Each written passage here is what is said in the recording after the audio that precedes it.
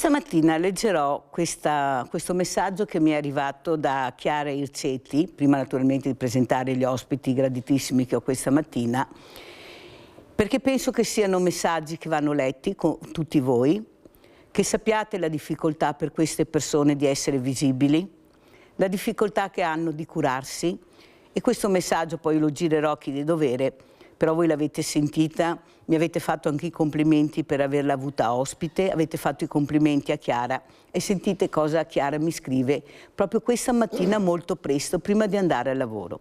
Buongiorno, mi presento, sono Ircetti Chiara, una cittadina che ha provato diverse volte a scrivervi e nonché da ultimo in data 1° gennaio ho spedito il mio libro Sorrido a me stessa al presidente, ex presidente, già presidente Luca Zaia.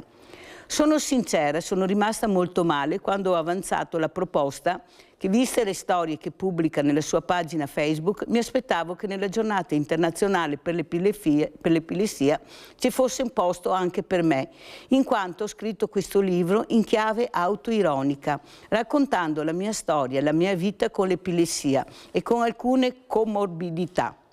In data 9 febbraio sono stata ospite alla trasmissione Sveglia Veneti, condotta da Mirella, la quale con molto piacere mi ha accolto e mi ha fatto sentire una cittadina e ha invitato a continuare, aspettate un attimo, per la mia battaglia.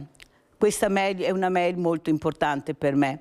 È una battaglia a lottare per i miei diritti. È stata una trasmissione con la quale ho potuto dialogare con un medico, con un avvocato, talvolta pungente ma reale, e alla fine mi ha fatto lanciare un appello per televisione al nuovo presidente Alberto Stefani, il quale sembra avere un occhio di riguardo per noi persone diversamente abili.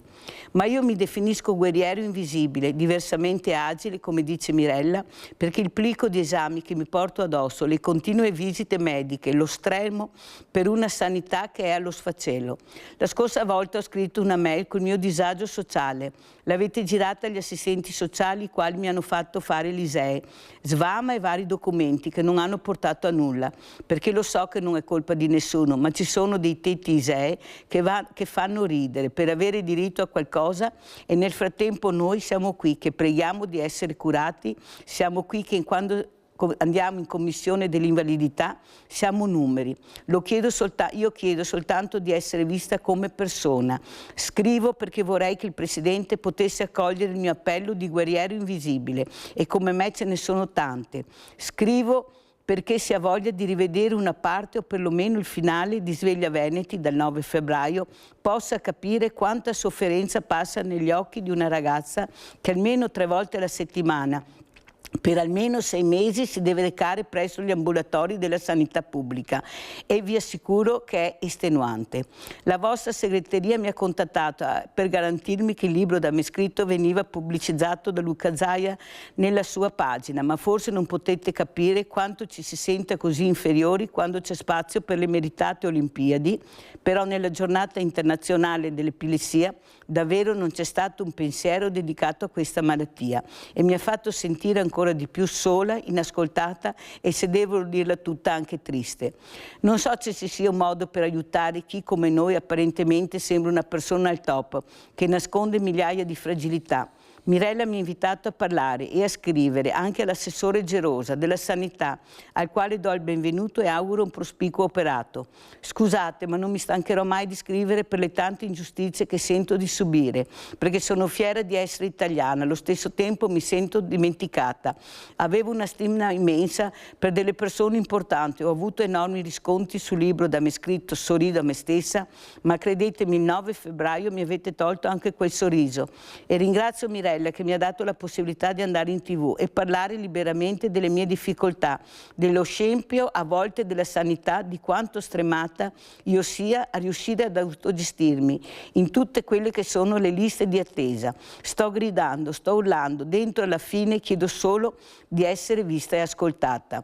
Una buona continuazione di mandato. Questa è una lettera, che è una mail che lei mi ha pregato di leggere, E vorrei adesso vi presento i graditi ospiti. Abbiamo l'avvocato Fabio Maggio, vicepresidente in provincia ancora, naturalmente, buongiorno, perché Mirella, fino a ottobre ce l'abbiamo ancora. E buongiorno ai tuoi telespettatori. L'avvocato Maggio, Forza Italia. Saluto anche Emilio Viafora, segretario regionale Sunia. Grazie segretario di essere qui. Grazie a voi dell'invito. Ecco, poi vedremo se riusciamo a collegarci anche con Fra Lorenzo a Trieste, sta cercando di collegarsi, come vedete andiamo nella Luna ma non riusciamo a fare ancora i collegamenti a 2 passi da casa, stiamo parlando di Trieste ma anche sul Montello perché la banda larga funziona così.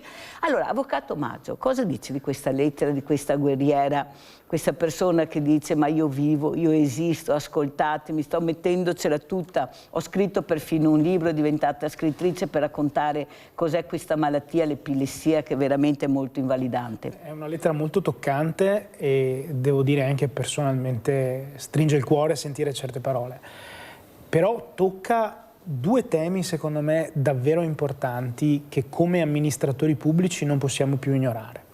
Il primo ovviamente è quello delle liste d'attesa, di una sanità che purtroppo sempre più distante dai territori diventa anche sempre più distante dai cittadini. E credo che però l'impegno della nuova giunta regionale dichiarato in campagna elettorale sia già nella giusta direzione. Da questo punto di vista abbiamo un presidente, il presidente Stefani, molto sensibile ai temi della disabilità e molto sensibile ai temi della sanità.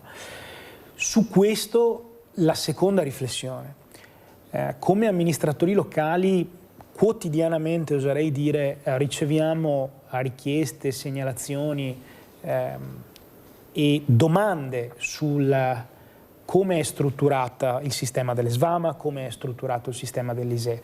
Sicuramente i criteri che oggi noi stiamo utilizzando, i redditi e i limiti a cui sono sottoposte l'accesso alle agevolazioni pubbliche, non rendono ragione della situazione drammatica in cui una parte dei cittadini, una gran parte dei cittadini, sempre più ampia, si trova. Quindi abbiamo la necessità di rivedere quei criteri, io credo con urgenza, per dare risposte concrete a chi davvero ne ha bisogno. Perché purtroppo poi, lo vediamo tutti i giorni, assistiamo anche a delle degenerazioni del sistema delle agevolazioni, del sistema dell'accesso gratuito alle visite specialistiche, eccetera, eccetera. Quindi abbiamo necessità veramente di una revisione importante di questo sistema, io credo, e questa lettera lo pone questo tema in maniera diretta ed efficace. Grazie avvocato, penso faccia piacere anche a Chiara. Tanta sofferenza, il mio viso sorride ma voi non avete idea, diceva qui l'altro giorno, quanta sofferenza c'è dentro di me, dietro questo sorriso. Segretario, si parla di ISEE, di fragilità, lei ne sa qualcosa, diventi fragile anche quando perdi la casa, non hai una casa, quando veramente non ti permetti col lavoro che fai nonostante lavorando a pagare un affitto, abbiamo affitti alle stelle su appartamenti che veramente non li meritano, però questo è l'andazzo. Cosa ci dice e cosa vuole dire a Chiara? Guardi, questa lettera è una lettera che, oltre agli aspetti personali che ti toccano, no? Ti fanno riflettere su oggi qual è la scala dei valori nella società. Noi abbiamo una società che invece di includere e di favorire le persone che hanno più bisogno, oggettivamente li mette un po' ai margini, non se ne prende cura.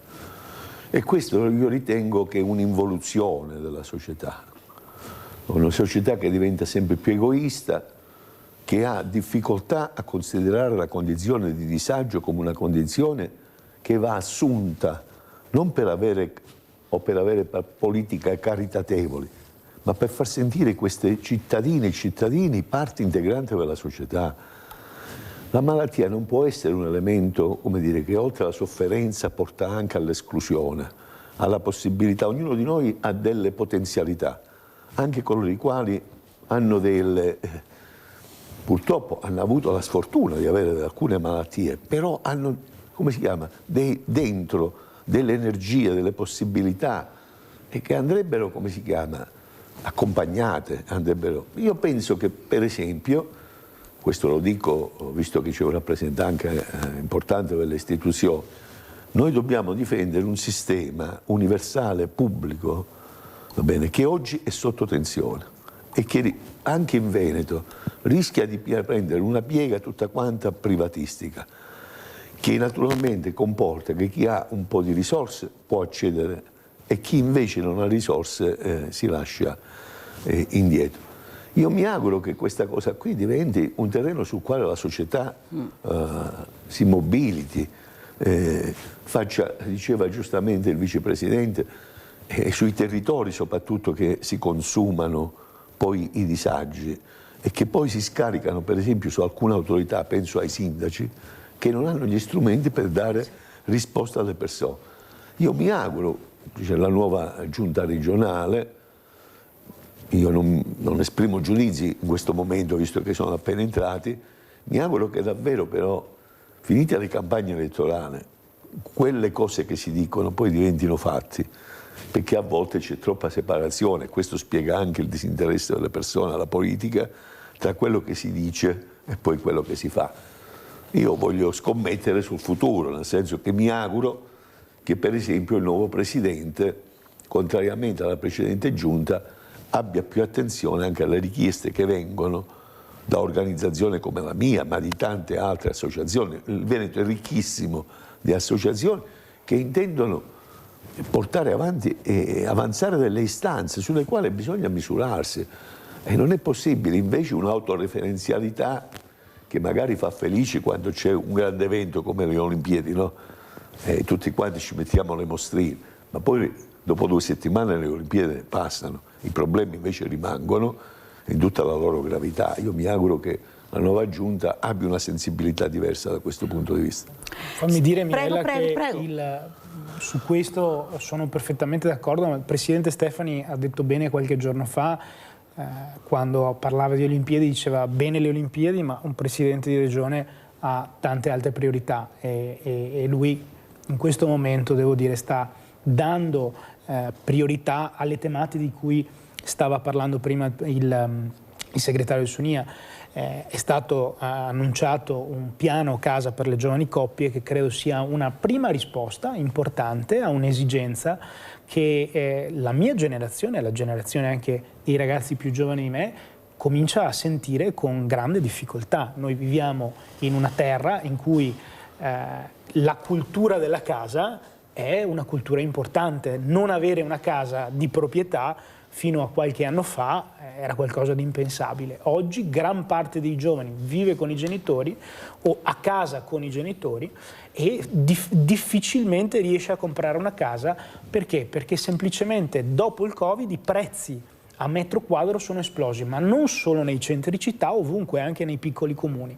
Se voi andate a guardare i dati delle nuove costruzioni e degli oneri che i comuni incassano rispetto alle nuove costruzioni, soprattutto nei piccoli comuni, vi rendete conto che o non viene costruito nulla oppure non si vende. E questo è un grosso problema sia per il mercato immobiliare sia perché le giovani coppie, i giovani con gli stipendi attuali non riescono a permettersi un'abitazione, non riescono nemmeno a accedere al credito e questo è un problema.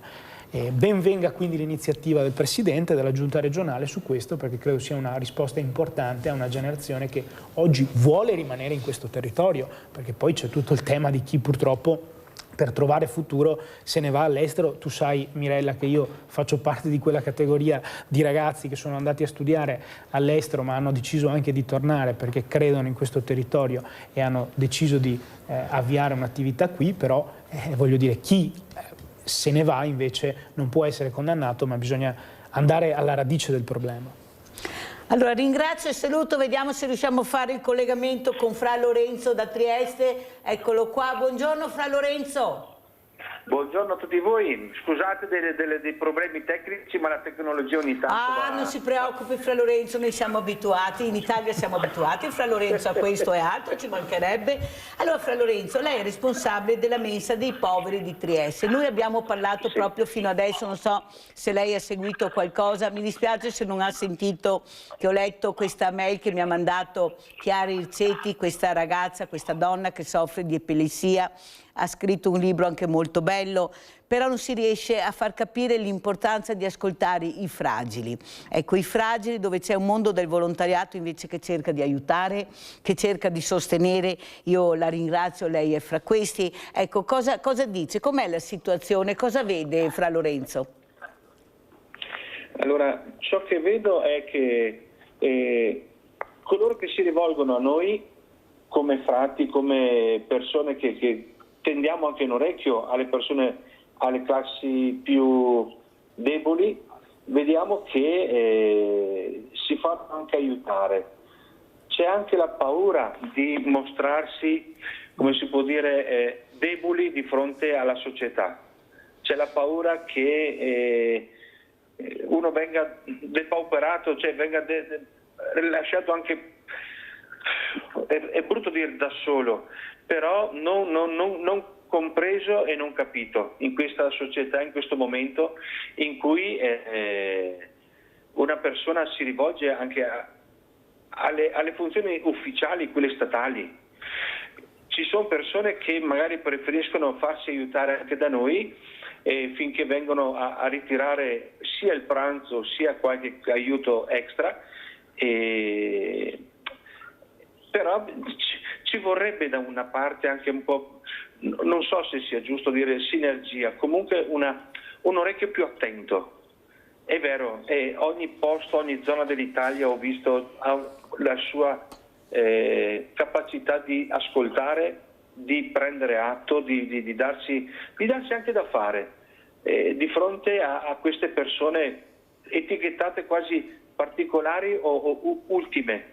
E mi dispiace chiamarle così, però sono così un po' battezzate, che sia assistenti sociali, ma non voglio dare definizioni di persone particolari atte che dovrebbero dare un aiuto, questo sì. Fra Lorenzo, un'altra cosa che volevo chiederle è cos'è la fragilità nel 2026 secondo lei? Perché la fragilità a mio avviso è a 360 gradi, bisogna vedere da quale angolazione vedi la fragilità, se hai questa sensibilità di leggere la fragilità, di ascoltarla. Ecco, cosa vede Fra Lorenzo, indipendentemente da quello che sappiamo degli amministratori, della politica, dei giovani? I giovani ascoltano le fragilità, Fra Lorenzo? La fragilità secondo me fa sempre paura. E se ci sono giovani che sono punzecchiati, cioè provocati da professori di scuola o da persone nella società dove vivono, che sia familiari o connessi a loro, allora si apre una finestra, si apre una possibilità di essere attenti a ciò che dice l'altro, magari non tanto con le parole ma con l'atteggiamento. La fragilità ultimamente è, mamma mia, è un campo enorme, io penso. C'è la fragilità dei giovani a scuola che magari con questo benedetto bullismo, chissà che termini, vengono un po' bullizzati, vengono un po' derisi, come si diceva una volta, perché l'abbigliamento, perché sono goffi nel portamento, perché ci sono tanti perché la famiglia non riesce magari ad essere all'altezza come loro vorrebbero, come certi figli di papà. Fermo Fra Lorenzo, questa è la parola famiglia, mi intriga molto, poi la sentirò anche dai miei ospiti. Ma io dico sempre questo, Fra Lorenzo, e lei mi dica come la pensa. Io dico che se uno allora, il leitmotiv è Dio, patria e famiglia, io ho aggiunto scuola. Ma se io non credo in Dio, se io non ho patria, se io non ho famiglia, chi è che mi tende la mano? La scuola? Prego, Fra Lorenzo. Ci tende...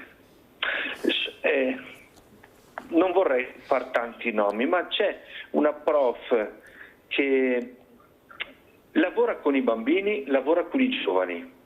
Ha fatto anche del festival anche verso Asolo sul Trevigiano, giusto per buttare fuori Daniela Lucangeli.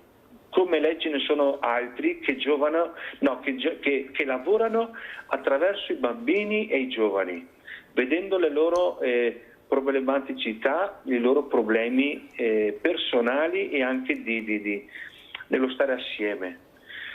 Fanno un lavoro enorme, davvero enorme. Se guardiamo la TV ormai c'è il famoso Crepè. Una volta c'era Andrioli che faceva anche una piccola rubrica sul Corriere della Sera. Ci sono tante persone che parlano, dicono e magari puntano anche il dito nel senso di dire ma perché vengono lasciati soli sì è vero, è difficile dire famiglia, però si sono abbandonati quasi a se stessi certi giovani perché si ritrovano per varie motivazioni da soli. È vero, chi li ascolta? Allora un conto è se vengono anche da noi in mensa, il più delle volte riesco anche a sedermi a tavola insieme, perché finché si mangia qualcosa si può anche parlare. Pian piano si instaura questi rapporti anche di amicizia con quelle persone con cui vengono da noi da mangiare. Ho visto nelle varie mense che adesso in questo periodo della mia vita sono qui a Trieste, ma ho visto a Mestre, Conegliano, Gorizia, anche a Villafranca di Verona, giovani se arrivano in mensa scatta quasi per dire lo stupore, ma perché ci sono dei volontari giovani che vengono dalle scuole? Perché no, alla nostra età e sono qua a mangiare, sono qua esclusi quasi. E allora parlando con i ragazzi dicono anche loro, sì, loro anche a scuola sono particolari, sono derisi, sono bullizzati, ma se si esce da una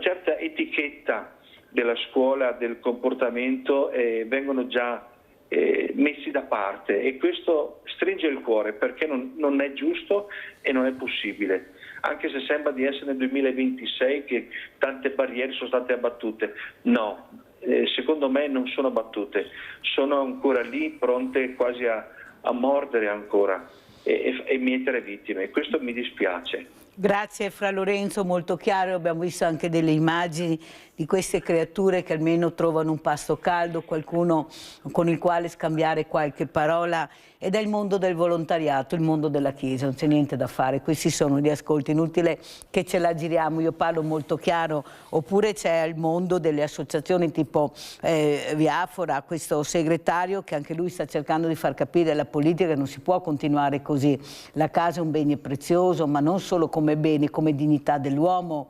Ecco, come fai a lavorare e dormire sotto un ponte? Ecco, io mi domando, come fai ad avere una mente serena con figli quando ti tolgono la casa perché non riesci a pagare l'affitto, perché per varie circostanze hai perso il lavoro tu, l'ha perso tuo marito, non riesci a collocarti, perché è facile dire non hanno voglia di... Ecco qua, non hanno voglia di far niente. Segretario. Oh, guardi, io do dei numeri che forse i numeri danno l'immagine della situazione in cui siamo. Allora, in Veneto abbiamo 450.000 alloggi sfitti. Abbiamo 20.000 persone in attesa, sono nelle graduatorie, di avere un alloggio popolare, perché non possono accedere al fitto e non possono accedere all'acquisto. Poi abbiamo 6.000 case di edilizia residenziale pubblica sfitte, alcune perché non c'è stata manutenzione, altre perché non sono state ancora assegnate, e abbiamo una stratificazione, l'avvocato parlava prima delle giovani coppie e dei provvedimenti annunciati, che ancora bisognerà vedere che tipo di attuazione trova. Io penso che questo sia un approccio parziale ma anche sbagliato. La questione dell'abitare va affrontato con misure diversificate. Noi dobbiamo, e questo mi meraviglia, non abbiamo un piano casa che affronti le diverse, come si chiama, tipologie che ci sono nella società. Noi abbiamo giovani professionisti che fanno fatica, perché una volta i professionisti venivano considerati classe privilegiata, oggi un giovane laureato, va bene, soprattutto in alcune materie, trova difficoltà. È istruito, però non ha occasione, o quando trova un lavoro che a volte... O gli infermieri o i medici che vengono a lavorare nei nostri ospedali. Medici, insegnanti. Noi riusciamo a coprire gli organici della scuola perché gli insegnanti non possono accedere all'affitto, non possono accedere a fare le domande per l'edilizia residenziale pubblica, dunque avremmo bisogno di un, come si dice in termini oramai abusati, di mettere in campo tutta la cassetta degli attrezzi. Non lo puoi fare solo col giravite. Noi dobbiamo evitare una cosa fondamentalmente, che si creino anche sulle questioni dell'abitare, una sorta di corporazioni che devono, come si chiama, fare da sé. Io penso che abbiamo bisogno di un intervento che sia in grado di mettere pubblico, privato, associazioni datoriali, sindacati, a ragionare perché e come affrontare questa che è diventata un'emergenza, perché riguarda non solo la condizione di vita, non solo la possibilità di mettere su una famiglia, parliamo tanto di politiche familiari, ma come la metti su una famiglia se non sei sicuro, se è il tuo... Allora, anche in una condizione di normalità, oramai in Italia e nel Veneto il 40%, va bene, di quanto guadagni se ne va solo per il fitto. Poi ci sono le utenze, ci sono i servizi. Dunque, oggettivamente abbiamo una situazione che andrebbe affrontato in un quadro, io dico, di concertazione con tutti quanti i soggetti. E poi abbiamo la grandissima situazione di coloro i quali, io lo dico perché noi stiamo dismettendo il patrimonio pubblico, per quale motivo?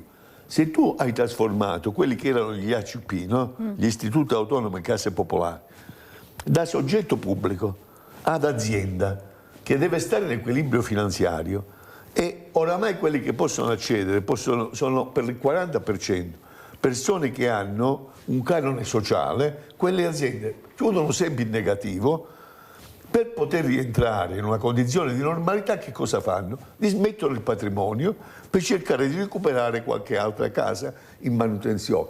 Io penso che se si va su questa strada, tra pochi anni non avremo più perché noi abbiamo perso il 10% del patrimonio pubblico di edilizia residenziale in Veneto. In Italia, la situazione è dappertutto così, teniamo presente che siamo in una situazione particolare. La Francia e la Germania hanno più del 20% del patrimonio immobiliare che è pubblico. Lo sapete quando è in Italia la percentuale? Il 3%.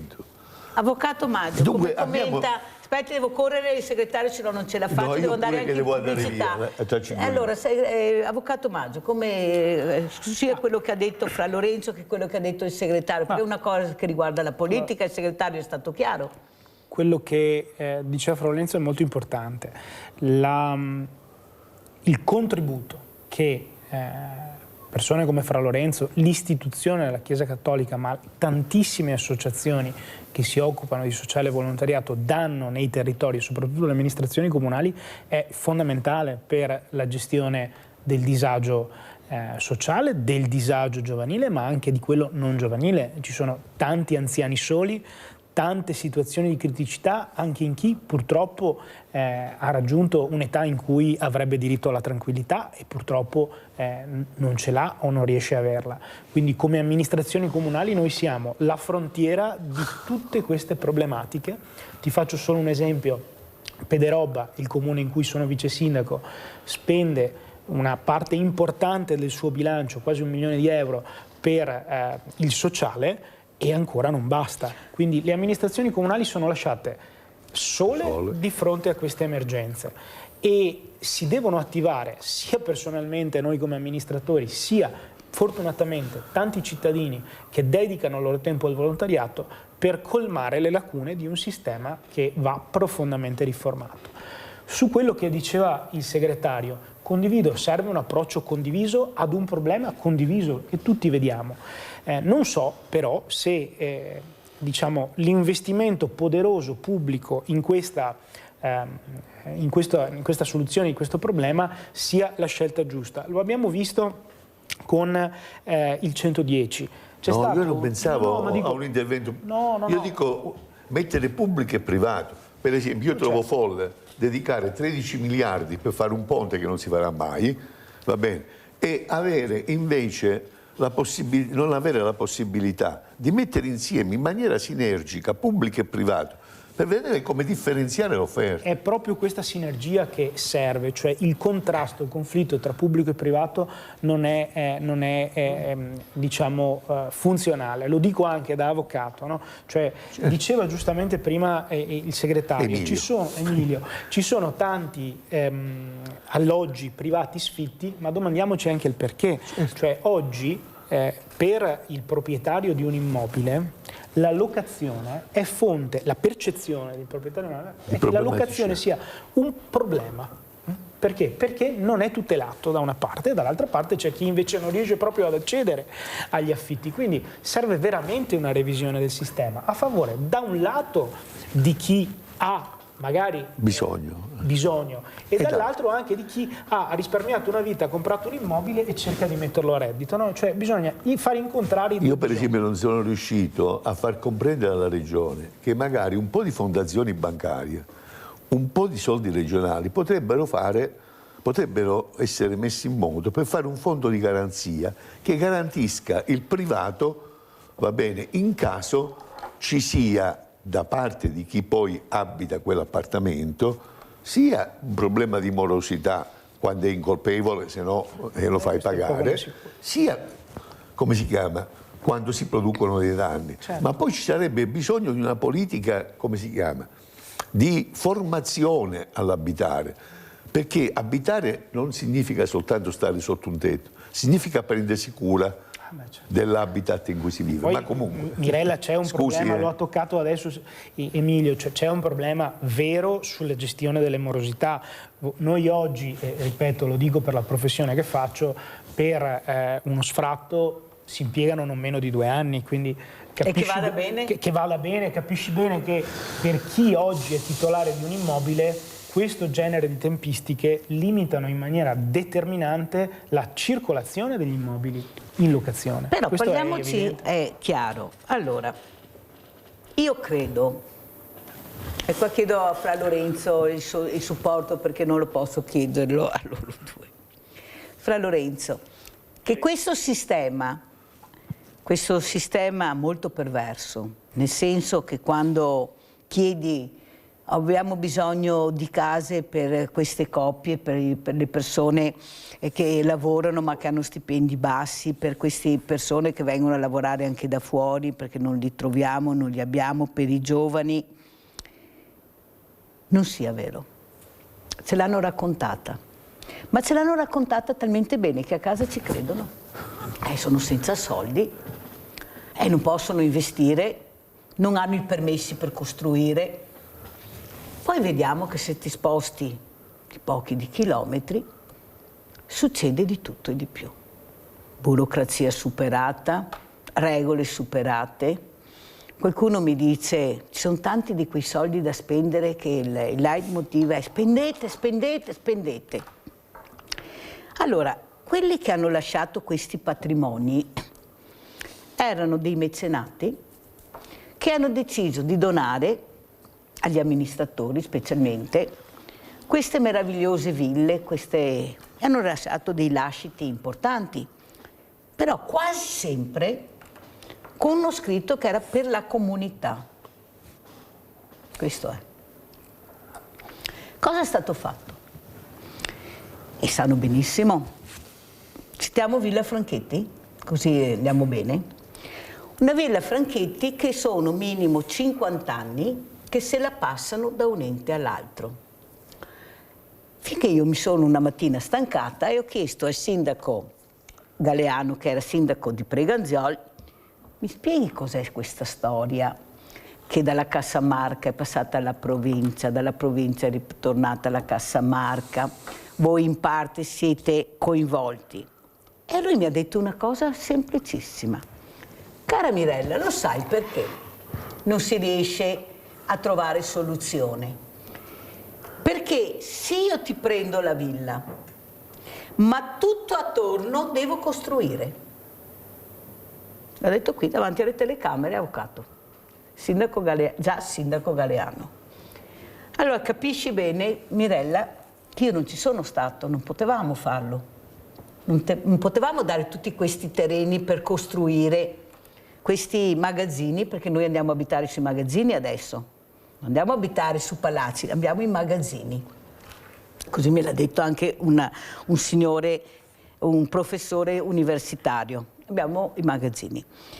E così vale per tutte quelle meraviglie di ville, di strutture che abbiamo lasciate, perché a Venezia si aspetti che arrivi il cinese, il giapponese, l'indiano ad acquistarle, perciò prendono l'isola intera. A Treviso si fa la stessa cosa, lasciamo là in attesa che qualcuno si decida ad acquistarla. Io ci avevo anche provato, ma mi è andata a buca. Mi hanno detto che non era abitabile, non so, mi devono ancora rispondere comunque. Neppure rispondono, perché ho presentato i progetti, non è che non li ho presentati. E un amministratore serio dovrebbe anche rispondere. Non è più possibile per questo. Ma non importa, si va avanti. Allora è il sistema che è malato. Perché alla politica va bene questo sistema, a certa politica, non a tutta, non voglio sparare nel mucchio avvocato Maggio, lei lo sa che non lo faccio mai. Lo so.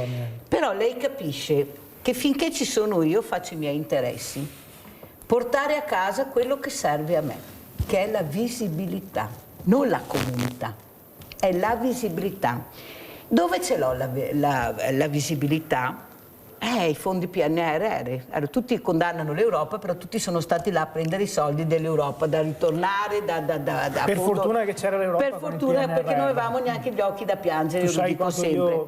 Però cosa ho fatto con questi soldi della comunità del PNRR? Che erano destinati, fra Lorenzo, al terzo settore. La maggior parte perché aveva capito l'importanza del terzo settore che ne stiamo parlando. Sono stati deviati perché qualcuno ha deciso che doveva avere subito quei soldi per avere visibilità e non per il bene della comunità, perché abbiamo visto cosa hanno fatto con quei soldi, li abbiamo visti sotto gli occhi di tutti. Allora capisce chi come me, fra Lorenzo e tantissimi altri, che continuano a vedere la realtà che è un'altra. Ma perché mi dici che non hai i soldi se dopo vedo che ce li hai da un'altra parte? Ma non li posso spostare, no, li hai già spostati, per forza non li puoi più spostare, li hai già spostati. Allora, a mio avviso, e qua sono molto fiduciosa nei politici giovani, ma chissà perché. Perché vedo che avete quella voglia di lasciare un segno, di capire che la piramide, come dice il professor Gerosa, va girata. Cosa viene prima di tutto? La persona umana. Quella viene prima di tutto. Poi viene tutto il resto. Ma prima devo vedere quella creatura, di cosa ha bisogno, cosa posso fare con quello che ho nella saccoccia, che è tanto, perché nessuno fa trasparenza sui soldi che ci sono e come vengono spesi. Però io ho bisogno di visibilità finché ho quella poltrona e quando la perdono diventano pazzi. Proprio vanno fuori di testa per riaverla. Sfido io. Fra Lorenzo, è in ascolto? No, deve ancora con lei. Infatti si è caduta perfino la linea. Quando parlo di solidarietà, di fragilità, cade la linea. Allora, avvocato Maggio e poi Biafora, dai. Che poi devo andare via. No, volevo dire una sola cosa. Noi viviamo in una società che, siccome fa del consumo l'elemento fondamentale, tutti quelli che non possono accedere ai consumi vengono considerati scarti. Dunque aumentano gli elementi di... Una volta il povero, anche nelle società più deboli, faceva parte di quella comunità. La comunità si prendeva cura anche di queste persone. Oggi invece viviamo una sorta di egoismo, siamo tutti quanti chiusi in una dimensione individuale. Anche la politica ha finito per, come dire, per dimenticare quelli che non hanno voce, che diventano invisibili, non perché non siano invisibili, ma perché, come si chiama, è meglio non farli vedere, perché non è collo. Ecco. Io penso che lei dice ha molta fiducia nei giovani, anche io ho molta fiducia nei giovani. Ma veramente tanta, guarda. Perché siccome non lo sono più, come si chiama? Ed è una generazione, la nostra, che ha fatto tante cose buone, ma ha lasciato anche un disastro, diciamo, dal punto di vista del bene pubblico, del prendersi cura della comunità. Però bisogna dire altrettanto chiaramente che una gran parte anche di questi giovani si lasciano cooptare dentro, come si chiama, le strutture oggi del potere, più che, come si chiama, avere uno spazio. Infatti non c'è un conflitto tra generazioni. Io mi sono cresciuto in una società in cui per superare, come si chiama, anche le barriere e anche i luoghi comuni della precedente generazione, c'era un conflitto che non era negativo, era, come si chiama, l'affermazione di una nuova soggettività. Noi dobbiamo mettere i giovani nella condizione di esprimere tutto questo. Purtroppo è intervenuto un altro fattore che ha depresso, diciamo, questa capacità dei giovani, che sono i social. I social hanno una funzione oggi di maggiore rinchiusura. le persone vivono sole, no, non c'è, come chiama, quel rapporto dialogico. Il social sono 4 battute in cui a volte ci si insulta più che ragionare insieme. Una volta c'erano i luoghi in cui le persone si mettevano insieme. Cosa voglio dire? A proposito di risorse, PNR, roba di questo genere. PNR aveva una serie di misure che non erano dedicate soltanto ai soggetti deboli, erano politiche industriali, dovevamo fare il digitale, dovevamo, come si chiama, costruire una società in cui le reti funzionavano, e noi viviamo invece una società che è ancora basta vedere digitale. No? Perfetto. Dovevano produrre le casse di comunità per la salute, dovevano cioè affrontare quella che era, soprattutto dopo il Covid, era esplosa come una grande crisi di sistema in Europa. Noi abbiamo fatto a debito tutte quante queste cose qui, perché molti pensano che questi soldi ci sono stati regalati dall'Europa. Una parte sì, ma la grande parte è a debito.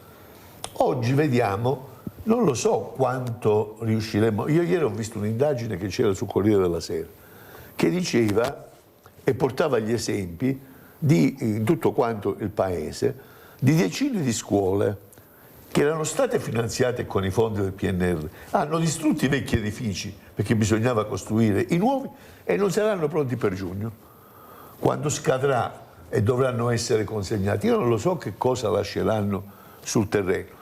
Quando dico che è mancato un collegamento, forse qui ci può aiutare di più l'avvocato, il vicepresidente, è che tu non puoi fare la cassa comunità se contemporaneamente non hai fatto i piani organici per gli infermieri e i medici di base, se non li costringi a viverle quelle case di comunità. Fra Lorenzo, so che è tornato perché poi devo andare in pubblicità, non so se ha seguito, dopo salutiamo anche Via Fora, cosa dice? Non so se ha seguito quello che avevo detto, il perché di questo rammarico che ha Mirella e tanti volontari come me di come stanno andando le cose. Prego, Fra Lorenzo.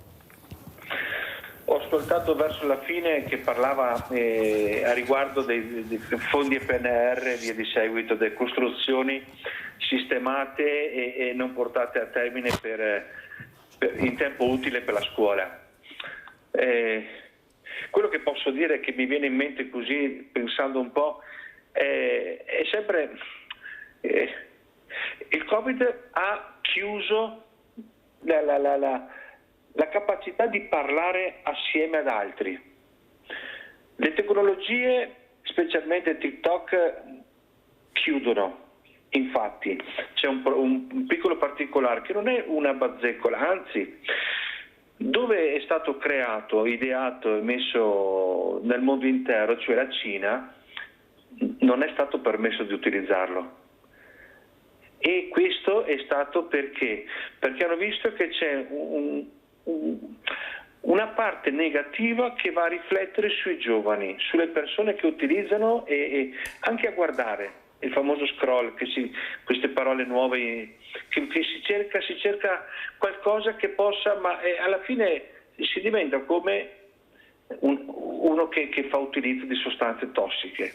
Fra Lorenzo, infatti, devo fermarla, la prego di rimanere, non mi cada ancora perché devo andare assolutamente in pubblicità. No, assolutamente in pubblicità. Devo salutare anche Emilio Viafora, segretario regionale del Sunia. Grazie segretario. L'avvocato Maggio rimane qua anche Fra Lorenzo. Pubblicità.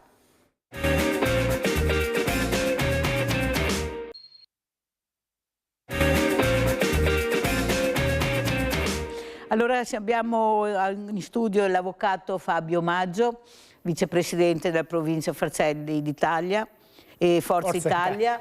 Abbiamo collegato il nostro Fra Lorenzo che si parla di povertà, di inclusività.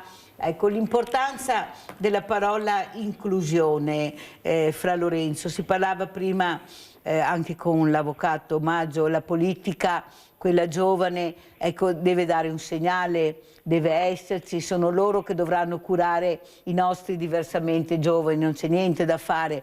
Ma perché sono ottimista, Fra Lorenzo? Perché ho avuto degli studenti ospiti quando riesco ad averli, e quello che mi ha colpito è queste ragazze, specialmente una ragazza che mi ha detto: guarda Mirella, un passetto alla volta, ma ce la faremo, saremo in grado di gestire questa situazione, saremo noi che la gestiremo, un passetto a volta ma ce la faremo. Allora ho sentito un ottimismo, una speranza, una voglia di fare, è questo che io ho sentito. Io sono stanca di mandare sempre questi esempi negativi, di vedere gli esempi negativi. Io cerco di avere ospiti di esempi positivi, i ragazzi bravi che sono tantissimi, anche nel mondo del volontariato, ma non si vedono, non fanno notizia. Non fa notizia il bravo ragazzo che studia, che fa volontariato, che ha degli hobby importanti che riguardano la cultura, l'arte. Cosa dice Fra Lorenzo? Allora, porto un'esperienza giusto per parlare dei giovani, i giovani collegati alla scuola. Nella nostra mensa degli amici, perché mi dispiace dire sempre poveri, mi urta questa parola. Bravo. A Mestre una settimana, 2 settimane fa, è arrivato un istituto alberghiero della zona, provincia di Venezia, lasciamo stare i nomi, e hanno preparato anche loro, hanno servito i bisognosi, gli amici vari che si sono presentati, e i giovani erano da un lato stupiti nel vedere chi rientra, ma dall'altro sono stati veramente...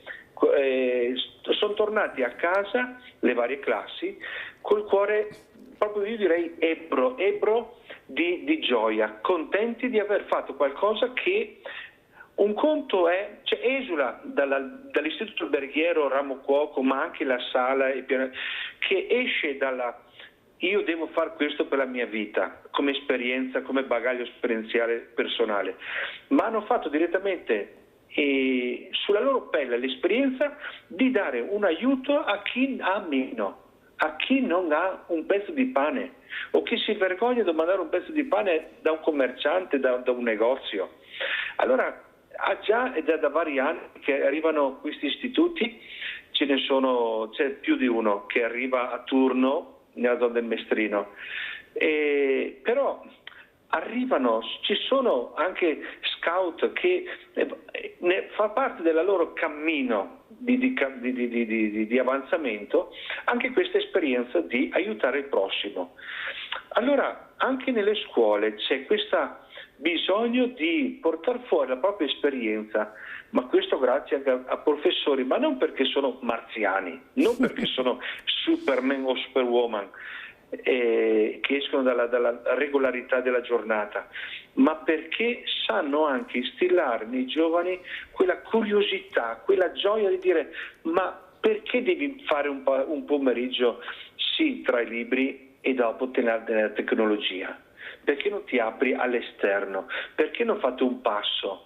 Perché non guardate chi cammina lungo la strada? Perché non fate un sondaggio e vedere quanta gente che sai che abita sono presi, diciamo, come si dice, sono presi con le bombe, nel senso sono presi male, ma hanno paura anche di camminare lungo la strada perché vengono etichettati, perché vengono bollati come il povero. Non ha saputo gestire la sua vita, guarda quello che non ha saputo trafficare i talenti che Madre Natura gli ha dato.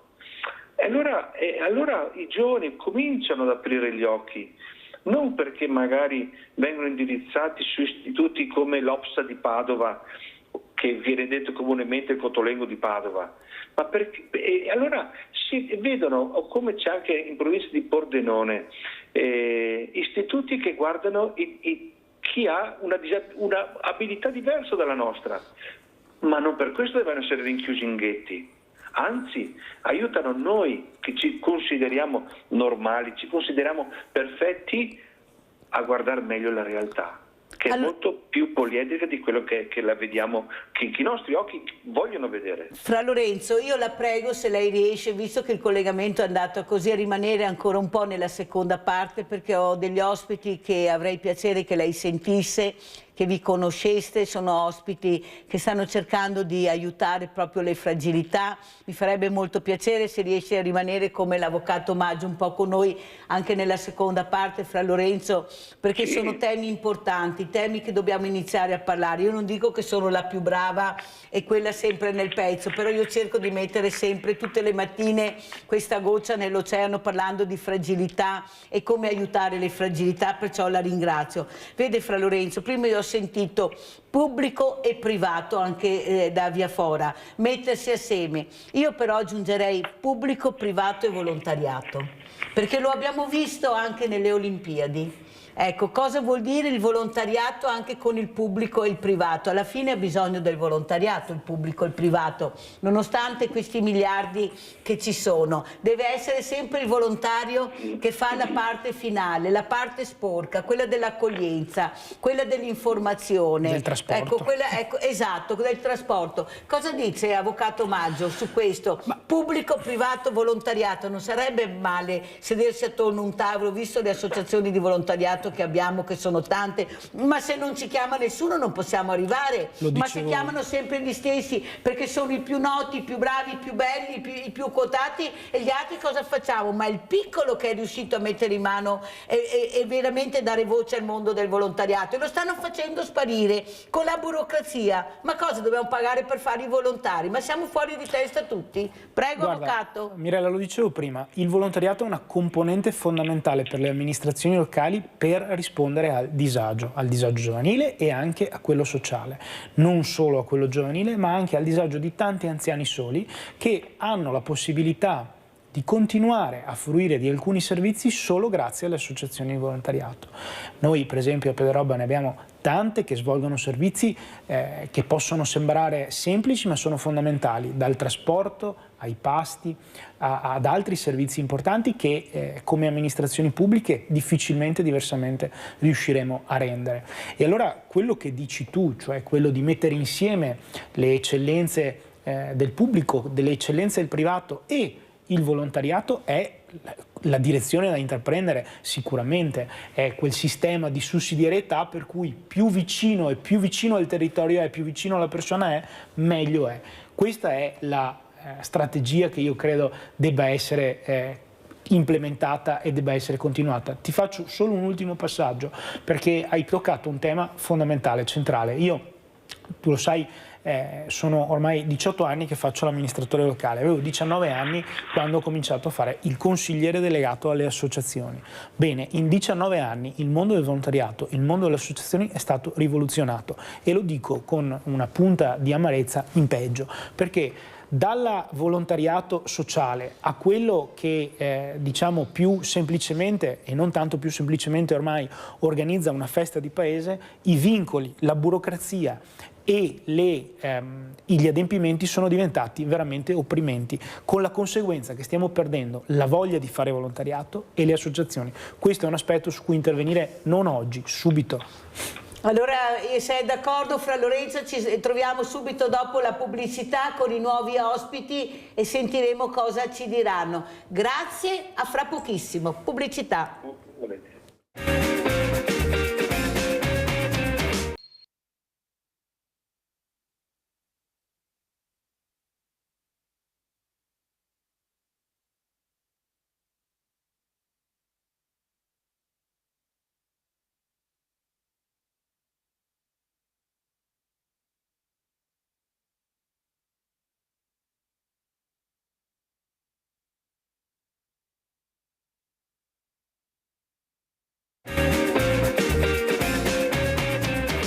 Allora abbiamo l'ospite che ho detto molto importante perché parleremo di solidarietà, che sta cercando di mettere la famosa goccia nell'oceano per aiutare le fragilità. Si presenti, vicepresidente, chi è che abbiamo ospite questa mattina? Prego. Sono Francesca Dorighel, grazie per l'invito, vicepresidente di COP Alleanza 3.0. Cos'è COP Alleanza 3.0?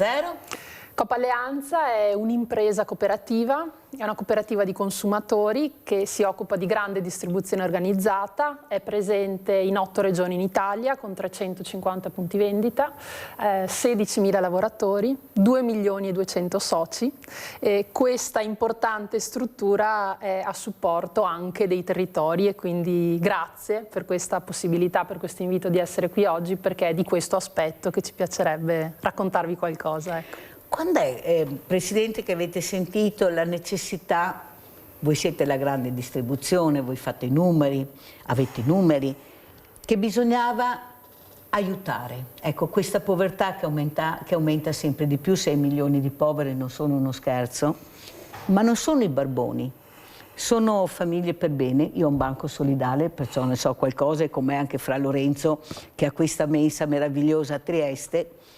Abbiamo capito che bisogna aiutare sempre di più. Io quando recupero anche la merce, che viene data anche dai supermercati, io sto molto attenta e delle volte mi arrabbiavo anche, perché andavo dal direttore e dicevo: guardi che non siamo una discarica, guardi che noi diamo da mangiare alle persone per bene e la spesa, i prodotti devono essere belli, buoni, perché qualcuno non capisce ancora l'importanza dei banchi alimentari, delle mense. Sono mense dove arrivano le famiglie, arrivano diversamente giovani, Prima Fra Lorenzo faceva vedere che mangia con loro a questa mensa e dialoga con loro. Ecco, e io sono convinta che anche il mangiare, il cibo buono, dà dignità alla persona. Cosa ne pensa, Presidente? Assolutamente d'accordo, noi siamo convinti che attraverso il cibo i nostri prodotti possano passare dei messaggi importanti e dei valori e la condivisione da una parte è un valore importante e la lotta allo spreco lo è altrettanto. Allora la interrompo perché siamo nel 2026, ma le connessioni non per colpa nostra, per carità, ma appunto andiamo sulla Luna, ma forse la politica dovrebbe anche intervenire. Su questo ho una notizia. Ecco, appunto. Fra Lorenzo ha visto, ecco, sentito cosa vuole dire, cosa vuole aggiungere a quello che ha detto questa Presidente Francesca Durigal, che anche questa grande distribuzione sta cercando di dare una mano, di far capire l'importanza di aiutare, di dare del cibo buono. Prego, Fra Lorenzo. Allora, innanzitutto ben arrivata anche all'ospite, alla Francesca della Coop Alleanza. Questo lo dico perché anche noi qui a Trieste utilizziamo questo canale che ci è stato proposto dalla Coop per aiutare la nostra mensa e quindi aiutare chi non ha voce in capitolo, chi non ha voce per dire il famoso help me, detto in italiano aiutatemi, sono nel bisogno. E utilizziamo anche noi, in effetti anche qua a Trieste dove mi trovo ora, questa possibilità, come quando ero a Conegliano c'è anche lì la Coop, grande, bella, enorme, sempre con questo occhio a chi ha bisogno, uomo, donna, non importa, chi ha bisogno venga, bussi e qualcosa ritroverà sempre sulla mano. Questo sì, è il minimo che possiamo fare noi frati, ma con tutti, non lasciando stare il colore della pelle, religione, non importa, chi ha bisogno bussi e troverà sempre un aiuto. Allora è meraviglioso il fatto stesso che, ampliando il discorso, noi in Italia abbiamo la cosiddetta legge Gadda, che dal ministro Gadda, che è detta comunemente nel gergo della distribuzione la legge antispreco. È vero, adesso si sente parlare, la Francia obbliga tutti quanti la GDO, la grande distribuzione organizzata, a donare a chi è nel bisogno e sovrappiù, cioè quello che è in prossimità di scadenza. Non è una cosa ovvia, ma l'Europa intera dovrebbe camminare ancora di più. L'Italia ha la faccia che dicono sempre noi italiani siamo ultimi in fare di coda. Non è vero, non è vero.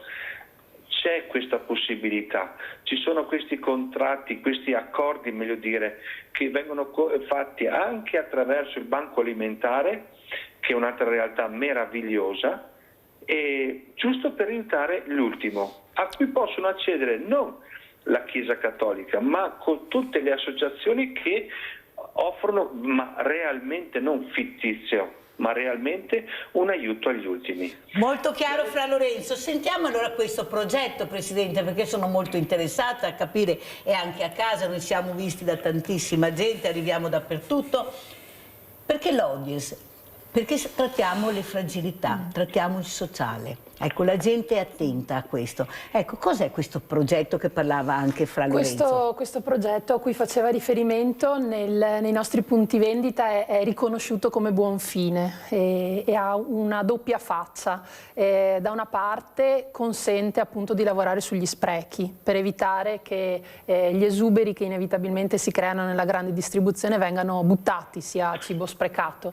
E dall'altra per dare la possibilità invece a chi vive situazioni di fragilità di beneficiare di questa possibilità in modo gratuito e continuativo. È importante la relazione con le associazioni che ci sono nel territorio, proprio perché avendo costruito delle collaborazioni, delle relazioni capillari e continuative, non si tratta di progetti a spot, ma tutti i giorni ci sono persone che possono beneficiare di questi pasti gratuiti. Noi facciamo un pezzetto grazie ai lavoratori che prestano grande attenzione alle scadenze, all'integrità dei prodotti, al fatto che siano cibi buoni e dignitosi per tutti, e poi alle associazioni che invece fanno l'altro pezzo di lavoro e che quindi vengono a ritirare questi esuberi appunto vendita e li confezionano in pasti quotidiani per le persone che ne hanno bisogno.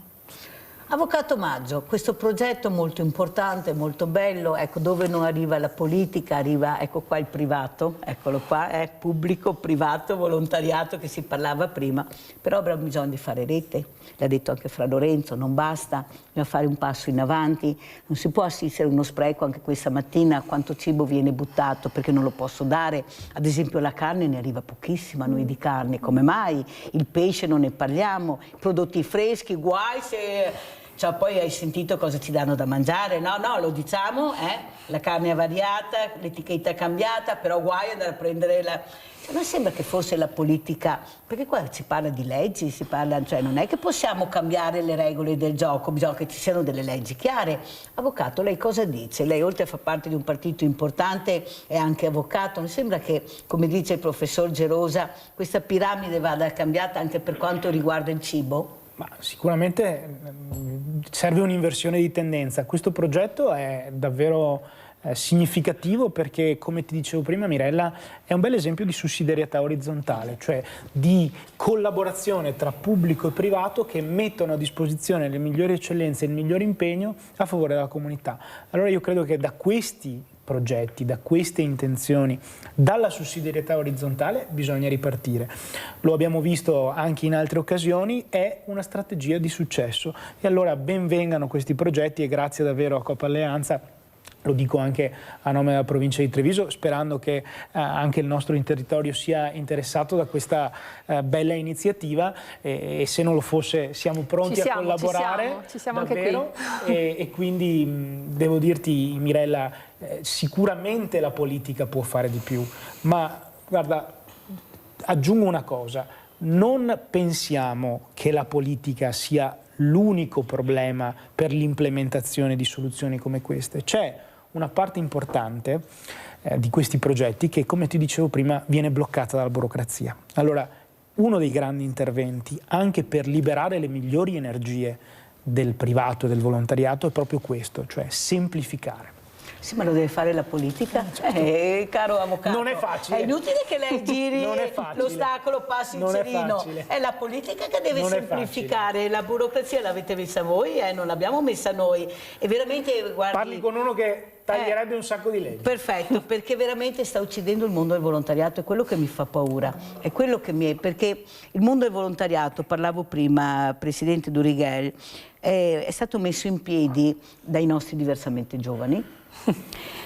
Hanno tenuto duro finché hanno potuto, poi è arrivata, ecco qua, la politica che ha deciso di entrare nel mondo del volontariato a gamba tesa. Ti dico subito che la riforma del terzo settore è qualcosa da cancellare e da rifare. Sì, però bisogna anche spiegarlo a casa perché non lo sanno, perché noi lavoravamo bene, benissimo, non avevamo problemi, ognuno faceva il suo e si andava avanti, anzi progredivamo. È arrivata la politica a gamba tesa dentro, e cosa è successo? Ho iniziato a fare stage, ho capito la sicurezza, intanto sono assicurata, calma, sono già assicurata.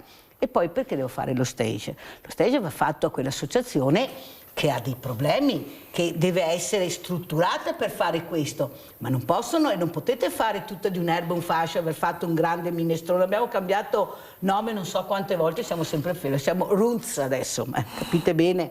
Ecco, capite? No, ma io lo dico perché io lo dico tutte le mattine, non perché qua c'è lei, l'avvocato lo sa, io parlo molto chiaro, non giro mica attorno, anche perché è un impegno fare il volontariato e saluto i miei volontari che in questo momento, come tanti altri, stanno facendo questo.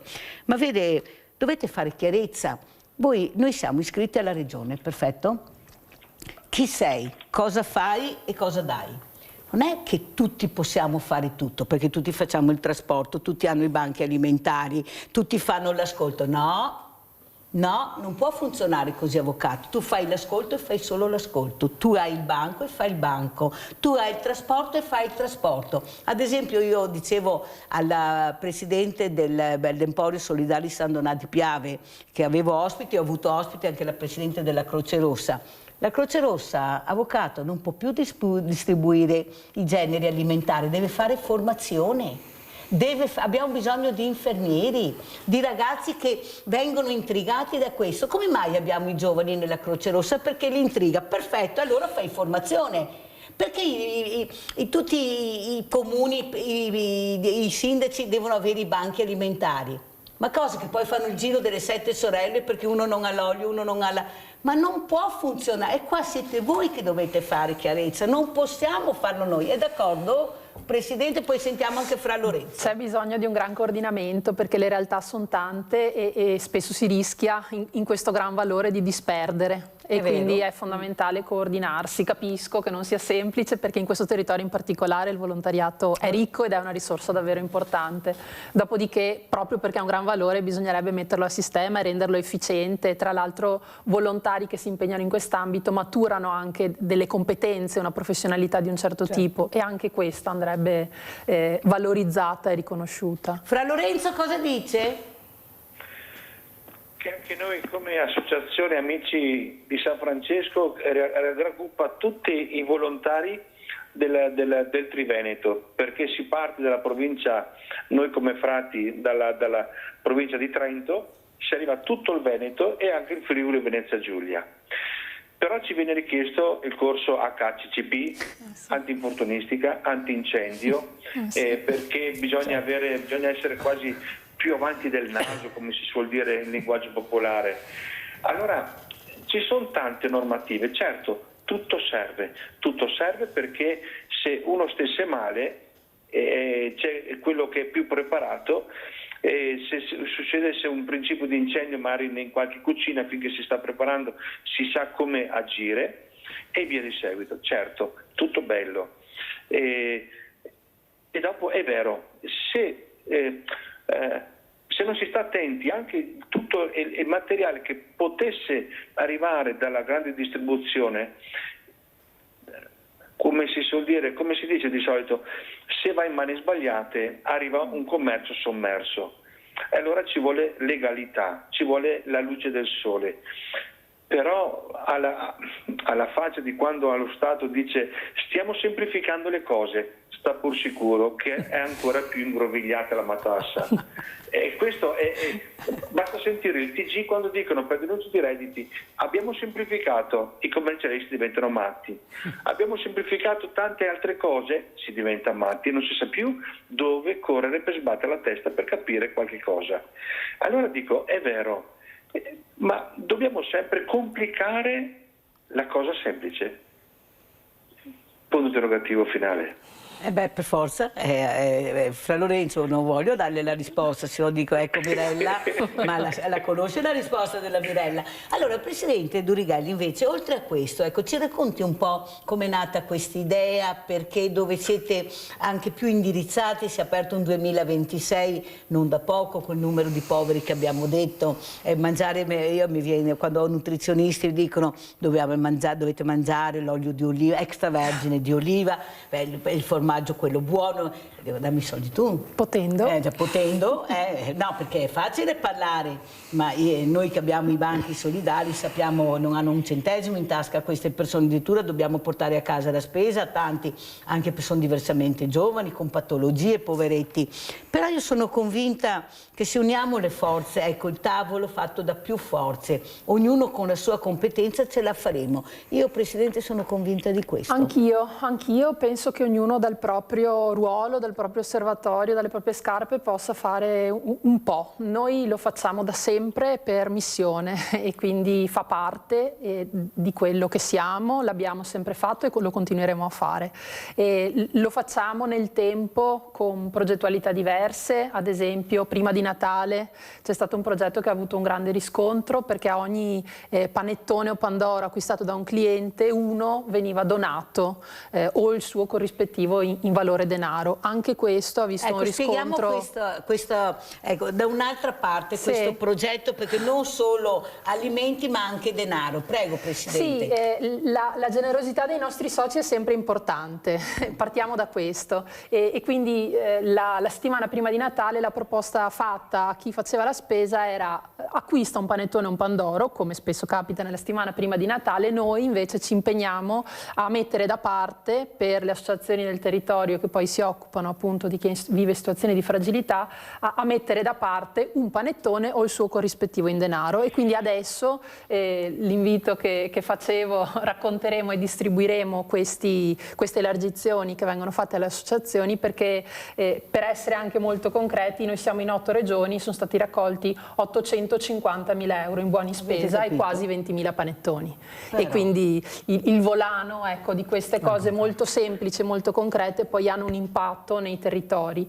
In Veneto parliamo di 1.700 panettoni e 88.000 euro e quindi poi le realtà che se ne occupano sono tante, prima parlavamo dei banchi alimentari ma davvero fortunatamente siamo ricchi di volontariato, di associazionismo che di questo si occupa e noi però proviamo a fare la nostra parte e attraverso queste iniziative concrete davvero vediamo un grande riscontro in tutti i territori in cui siamo. Avvocato, cosa aggiunge a questi numeri? I numeri parlano chiaro e soprattutto fanno capire, specialmente anche qua nel Veneto, anche in altre realtà d'Italia, ma qua nel Veneto la parola solidarietà come è sentita? Ecco, i numeri parlano chiaro, il mondo del volontariato nel Veneto, che i numeri, anche se purtroppo devo dire, Presidente, mi dispiace, ma lo devo dire, eravamo al primo posto, siamo al 18° posto, ma non perché non ci sono più i volontari, proprio per i problemi che le ho detto, non siamo strutturati, perciò mollo perché non ce la faccio. Ecco che dal primo posto siamo arrivati al 18° posto, ma io devo ritornare al primo posto, avvocato, posso stare al 18° con tutto quello che abbiamo fatto? Allora, il Veneto e la provincia di Treviso hanno una grande tradizione di volontariato, di solidarietà. Ti faccio un esempio, il mio piccolo comune, Pederobba, 7.000 abitanti, ha più di 30 associazioni che si occupano di tante cose, ma ovviamente la loro spina dorsale sono decine di persone che fanno i volontari ogni giorno, alcune delle quali si occupano, come dicevo prima, di servizi essenziali anche per le amministrazioni comunali. E questo è un piccolo esempio, ma che viene replicato n volte nella nostra provincia, che, ripeto, ha una grande tradizione di solidarietà. Iniziative come queste sono volte al sostegno di questi volontari, che sono spesso e volentieri non a corto di voglia, di passione, di tempo, ma spesso e volentieri di risorse. Come amministratori pubblici abbiamo il dovere di sostenerli, tante amministrazioni locali, anche la nostra, hanno un bilancio dedicato al sostegno del volontariato e delle associazioni e devo dire che su questo le amministrazioni comunali fanno un grande lavoro di sinergia e cercano di tappare le falle che invece vengono aperte ai livelli più alti dell'amministrazione pubblica. Facevo prima l'esempio del fatto che una gran parte purtroppo dello smarrimento del mondo del volontariato e anche dei numeri che, come dicevi tu Mirella, purtroppo parlano chiaro, è dovuto anche alla riforma del terzo settore, che io spero qualcuno su cui nessuno politicamente sta assumendo una posizione chiara. Io l'ho sempre assunta da quando invece è stata approvata e lo dico chiaramente: se non va abolita va quantomeno semplificata in maniera profonda, perché sta generando dei problemi operativi importanti a tante associazioni, da quelle di volontariato sociale a quelle sportive, che purtroppo rischiano di compromettere anche la stessa operatività e la stessa esistenza di tante realtà. Io lo vedo nel mio piccolo osservatorio di provincia, ma ovviamente il problema esiste su tutto il territorio nazionale. Non è vero che diciamo, la riforma in sé offre solo tutele. Certo, ci sono delle norme che sono poste a tutela dei volontari, ma non possiamo perdere di vista il fatto che chi fa volontariato non lo fa per mestiere, quindi abbiamo la necessità di tutelare sicuramente, ma di non ingessare le attività di chi fa volontariato. Allora io adesso vi faccio sentire un servizio che ho avuto ieri ospite il dottor Galuzzi, che si occupa di diversamente giovani, di patologie serie come può essere anche l'Alzheimer. Cosa ha detto e cosa proporrà? Andiamo a sentire, poi sentiamo sia Fra Lorenzo che anche l'avvocato Maggio, poi se vuole ecco, anche la dottoressa Duriga aggiungere qualcosa, andiamo a sentire cosa dice il dottor Galuzzi. Che cos'è la prescrizione sociale? È l'individuazione da parte di un medico o un medico di famiglia o uno specialista delle problematiche, delle fragilità che una persona ha. Dopodiché, proprio per evitare questo, diciamo, girare tra uffici, servizi, è opportuno fare una mappatura, diciamo, delle risorse esistenti e che questa mappatura sia di facile accesso attraverso quello che nel sistema sanitario nazionale inglese si chiama link worker, cioè un lavoratore che fa da collegamento. Per cui il medico di famiglia dice semplicemente: lei ha bisogno di calare di peso, ha bisogno di controllare la glicemia, trasmette questi dati al link worker, sì, che può essere un assistente sociale o qualsiasi persona dedicata a questo ufficio, e questa persona di collegamento, diciamo, indirizza direttamente ai servizi già preventivamente attivati, in modo tale che la persona, l'interessato, non deve vagare tra uffici, liste d'attesa e vari, diciamo, girovagare, ma è un collegamento, diciamo, immediato e dedicato. Ecco, questo è un progetto che è una realtà nel sistema sanitario inglese già da alcuni anni. Poi Lugano in Svizzera l'ha fatto partire in autunno, colleghi a Milano lo stanno progettando adesso e sarebbe bello che potesse essere realizzato, almeno a livello di progetto pilota, anche nella regione del Veneto. Io ne parlerò in un convegno medico in Lombardia a maggio, in particolare a Brescia, ed è praticamente quasi l'uovo di Colombo. È una cosa, diciamo, concettualmente sa che le uova di Colombo in semplice. Italia è difficile esatto, non stanno in piedi, non stanno in piedi, cadono sempre. Vedremo, insomma. Avvocato Maggio, a lei la parola. L'uovo di Colombo? L'uovo di Colombo in Italia, come spesso succede, viene scoperto troppo tardi, no? Quindi bene vengano gli esempi virtuosi che sono vicino a noi, e certamente, lo dicevamo prima all'inizio della trasmissione, Mirella, la situazione della sanità della nostra regione necessita sicuramente di un intervento importante. C'è un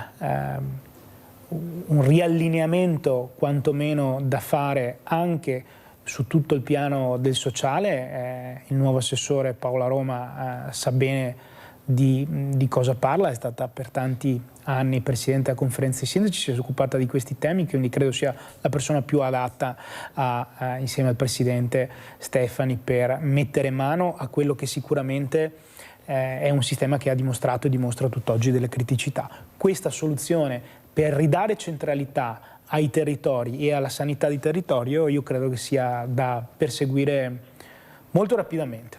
Fra Lorenzo, questo uovo di Colombo? Spero che nasca. Ma che nasca il Colombo prima?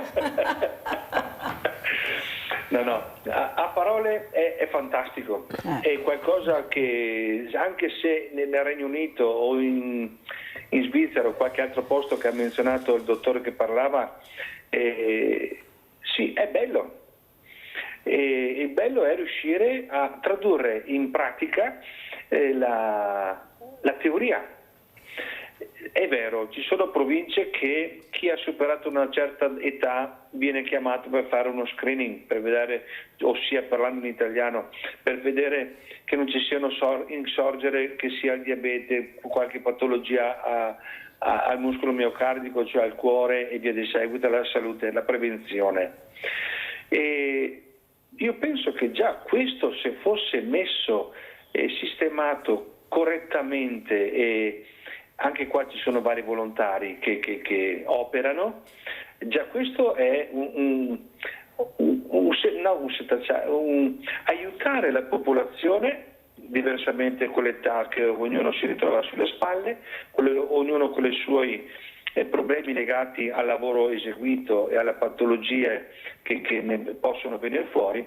Io penso che possa essere già davvero un'arma per prevenire problemi più seri, perché finché sono rimasto in terra in provincia di Treviso, Conegliano nel particolare, anch'io sono stato chiamato dall'ente sanitaria per questa prevenzione e via di seguito.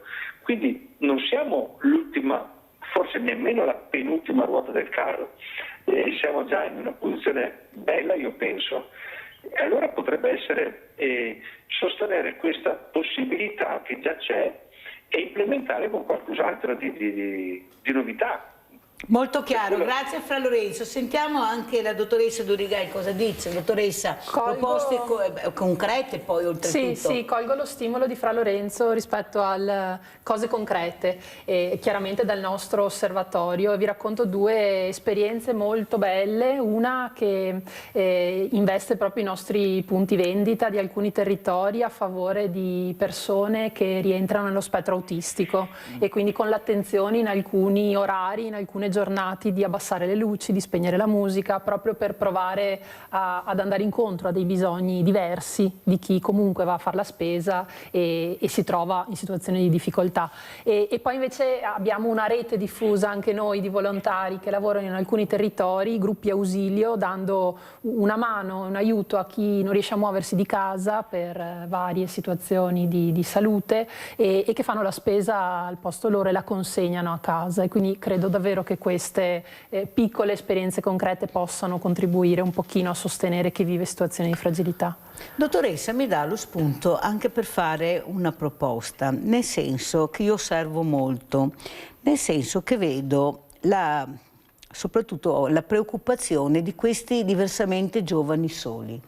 Allora, perché non abbinare anche il mondo del volontariato giovane alla grande distribuzione? Ad esempio, quando noi facciamo la colletta alimentare come associazioni, sappiamo cosa vediamo. Molte volte l'anziano solo che non ce la fa a arrivare anche alla macchina o arrivare a casa, questi carrelli pesanti e soprattutto la sicurezza di avere qualcuno a fianco. Perché non facciamo anche qua il mondo del volontariato che aiuta la grande distribuzione? Ma le dico di più, e qua sono molto arrabbiata.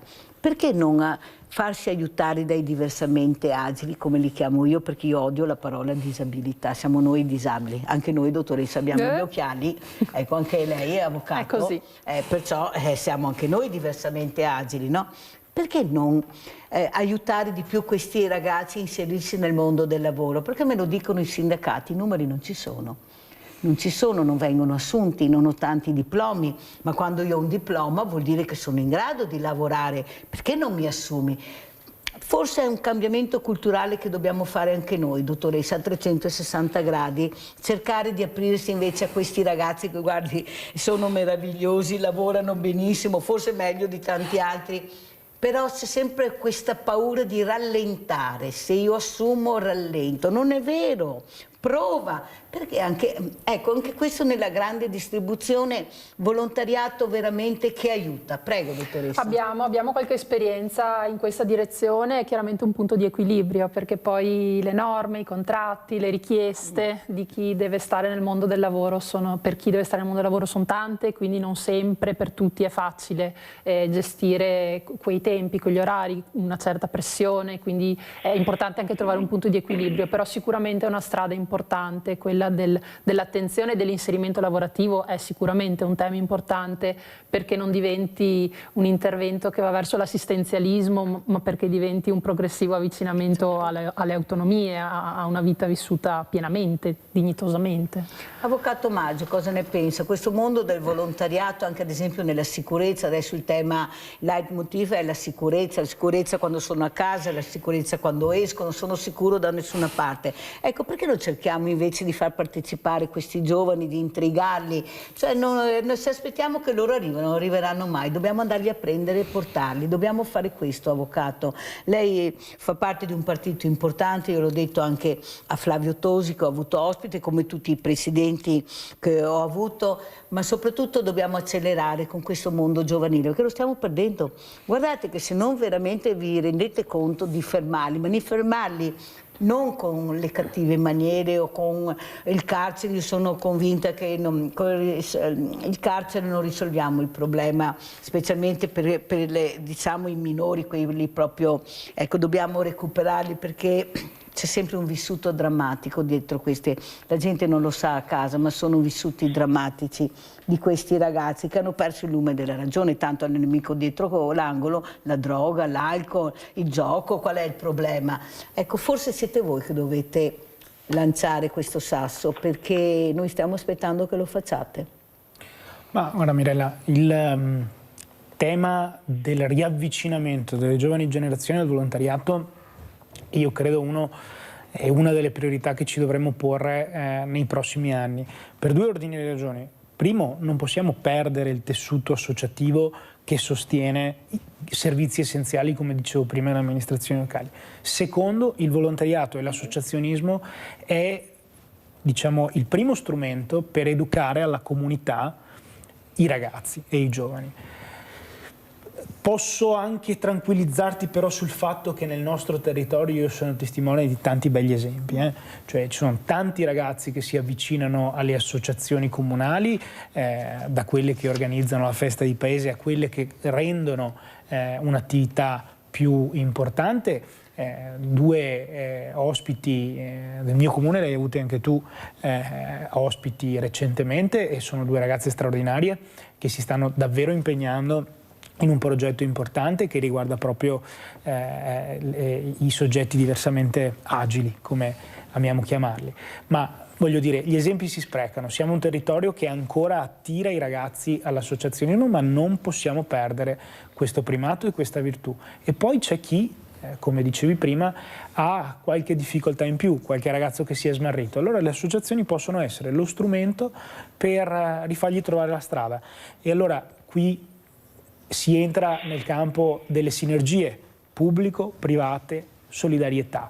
È vero, lo dico anche come avvocato, spesso e volentieri la pena e la sua finalità rieducativa, come spesso accade, viene dimenticata. Ritornare alla finalità rieducativa della pena, magari attraverso il volontariato, magari attraverso le associazioni, è un obiettivo importante che ci dovremmo tutti porre come priorità.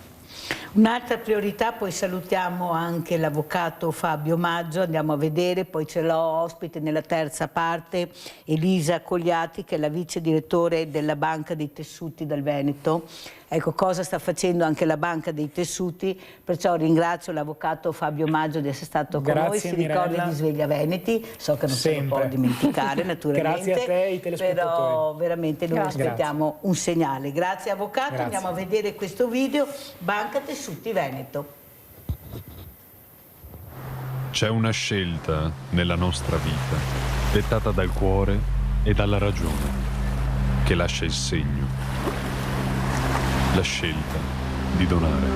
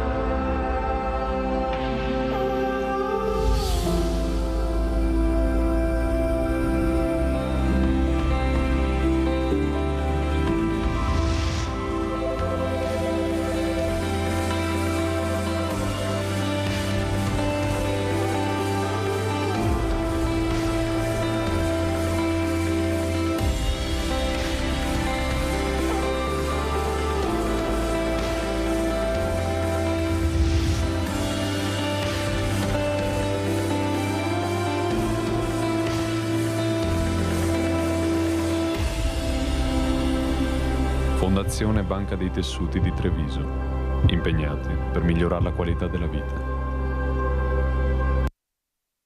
Allora adesso è arrivata una cara amica per Mirella, una persona, una volontaria, una persona che ha capito anche lei l'importanza di mettere questa goccia nell'oceano col mondo del volontariato per aiutare, che è Gabriella Mauro, Presidente Emporio Solidale Basso Piave San Vincenzo. E vorrei anche capire, ha seguito quello che abbiamo detto anche con i vari ospiti, come si aprirà questo 2026. Gabriella, cosa pensi? Cosa chiederesti di più per cercare di accelerare? Loro non possono aspettare. Io ho avuto un diversamente giovane e agile che ha detto: sai Mirella, per la politica, per i politici, gli amministratori, un minuto è un giorno, un anno, un mese, per noi un minuto è un minuto. È importante quel minuto per la risposta. Prego Gabriella. Tanto buongiorno a tutti.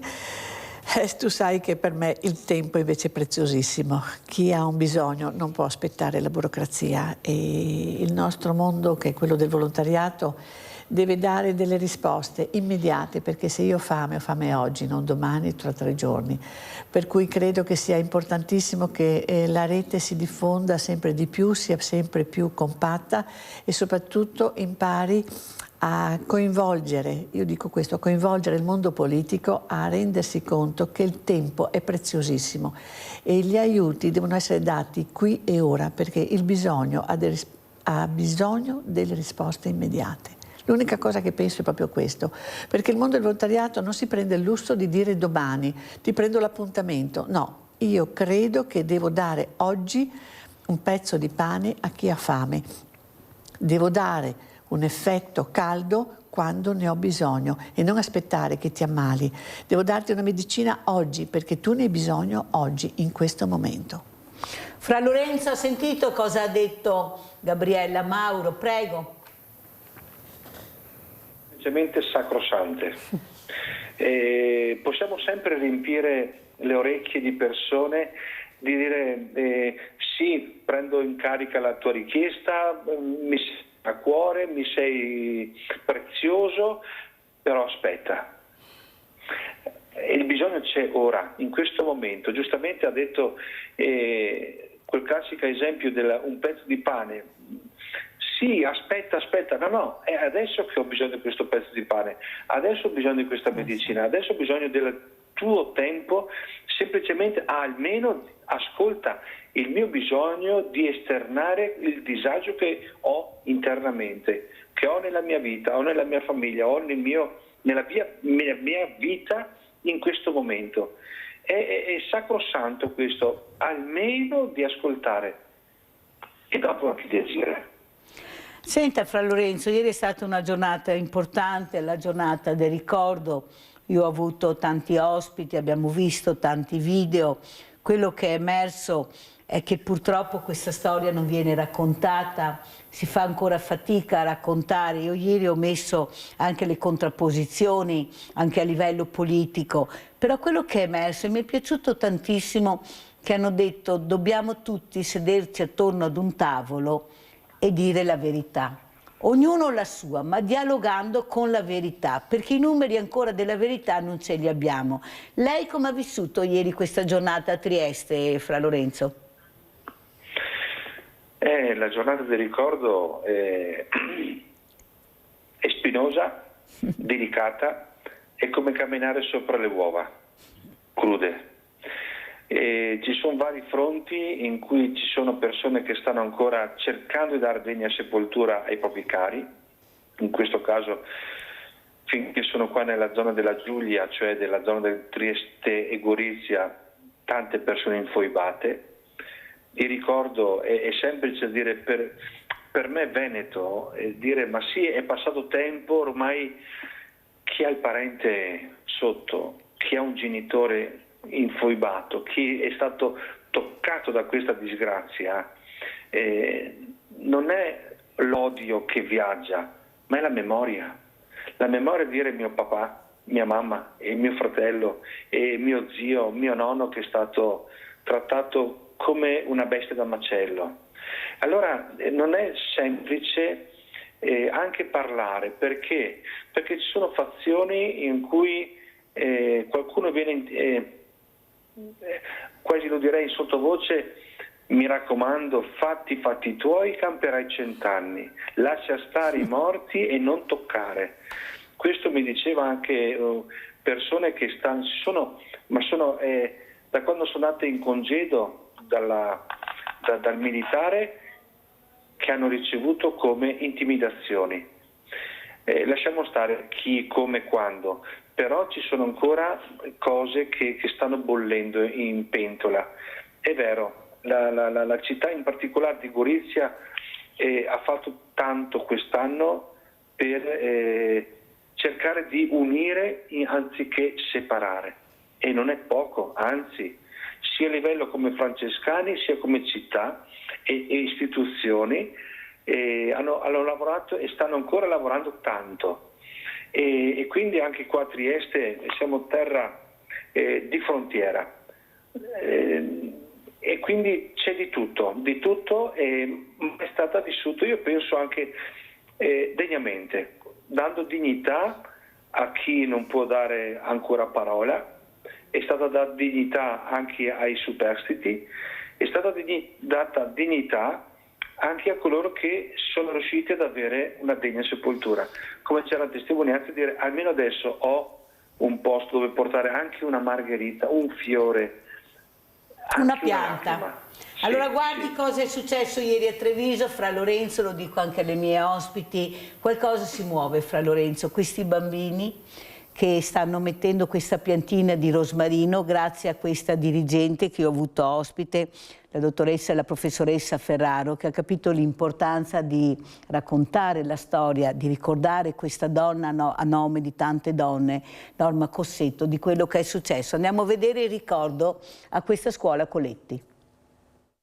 Un gesto simbolico ma destinato a restare nel tempo. Nel giardino dell'Istituto Comprensivo Coletti, in via Santa Bonanuova a Treviso, gli studenti hanno messo a dimora una pianta di rosmarino in memoria di Norma Cossetto, giovane istriana uccisa nell'ottobre del 1943 e divenuta simbolo delle vittime delle foibe.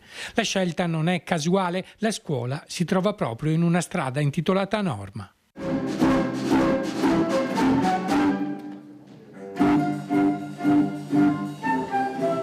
Durante la mattinata i ragazzi hanno suonato brani musicali e letto testi, trasformando il ricordo in un momento di conoscenza. La vittima veniva prelevata, imbavagliata perché non strillasse. Poi con il camion spariva nella notte e del sequestrato non si sapeva più nulla.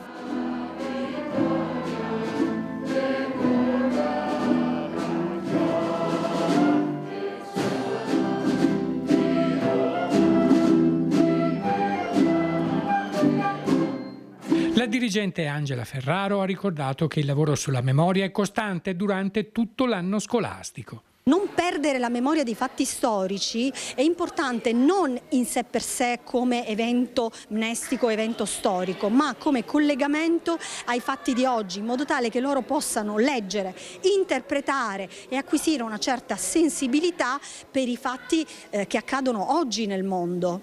Il consigliere provinciale Davide Acampora, tra i promotori dell'iniziativa, ha sottolineato l'importanza di trasmettere questi valori alle nuove generazioni. È nostro dovere portare avanti questa giornata nel rispetto appunto di chi ha sofferto, di una pagina triste della nostra storia, e quindi per Norma Cossetto. Questo l'abbiamo fatto davanti a una scuola, non a caso, perché i ragazzi andando a scuola, leggendo quel cartello, si devono porre delle domande. Chi era Norma Cossetto?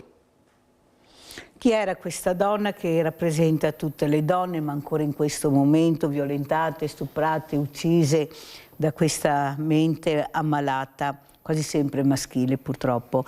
Quello che però traspare, ed è molto bello questo, Francesca Durigel, è vedere che ognuno fa la sua parte. Ed ecco quello che voglio dire, la scuola deve fare la scuola, la grande distribuzione deve fare la grande distribuzione, il mondo del volontariato, ognuno per quello che segue deve fare la propria parte, però tutti assieme. E qual è l'obiettivo? Aiutare. Questo è l'obiettivo, la parola fondamentale. Noi dobbiamo metterci assieme per aiutare. Prego, Presidente. Mi pare fondamentale questo lavoro di rete che costruisce partnership, che cresce nel tempo e che permette davvero una rete solida e importante. Tra l'altro io credo, ho l'onore e l'onere di rappresentare 2.200.000 soci. Sono numeri importanti. È un numero enorme e sono i proprietari di questa azienda, sono loro che dicono qual è la strada e ogni volta che chiediamo a loro di esprimersi mi pare che i valori importanti che sottolineano siano proprio quelli di cui abbiamo parlato stamattina, siano la solidarietà, siano l'inclusività, siano l'attenzione a chi abbiamo attorno e quindi credo che davvero queste sinergie facciano bene a tutti, noi per la nostra parte, ma poi nei territori in cui abitiamo le collaborazioni sono tante e portano risultati e creano un impatto importante per quel territorio. Dottoressa, un'altra cosa, la sicurezza, noi vediamo veramente delle situazioni anche imbarazzanti a volte. Ecco, da 1 a 10 dove mette la sicurezza per lei che appunto con questi punti vendita in tutta Italia, ma sentiamo che i problemi bene o male sono uguali dappertutto, ecco, a che livello mette la sicurezza anche nella grande distribuzione? Stiamo vivendo una situazione difficilissima, siamo molto in difficoltà, non solo noi ma tutte le catene della grande distribuzione e ci stiamo attivando molto in questo senso, prima di tutto per la sicurezza dei nostri lavoratori e dei nostri soci che vanno a fare la spesa. Poi il rovescio della medaglia sono alcune situazioni di disagio di cui si parlava prima e quindi è importante anche mantenere un punto di equilibrio, non rinunciare alla sicurezza ma mantenere l'attenzione e domandarci perché esistono queste situazioni di emergenza.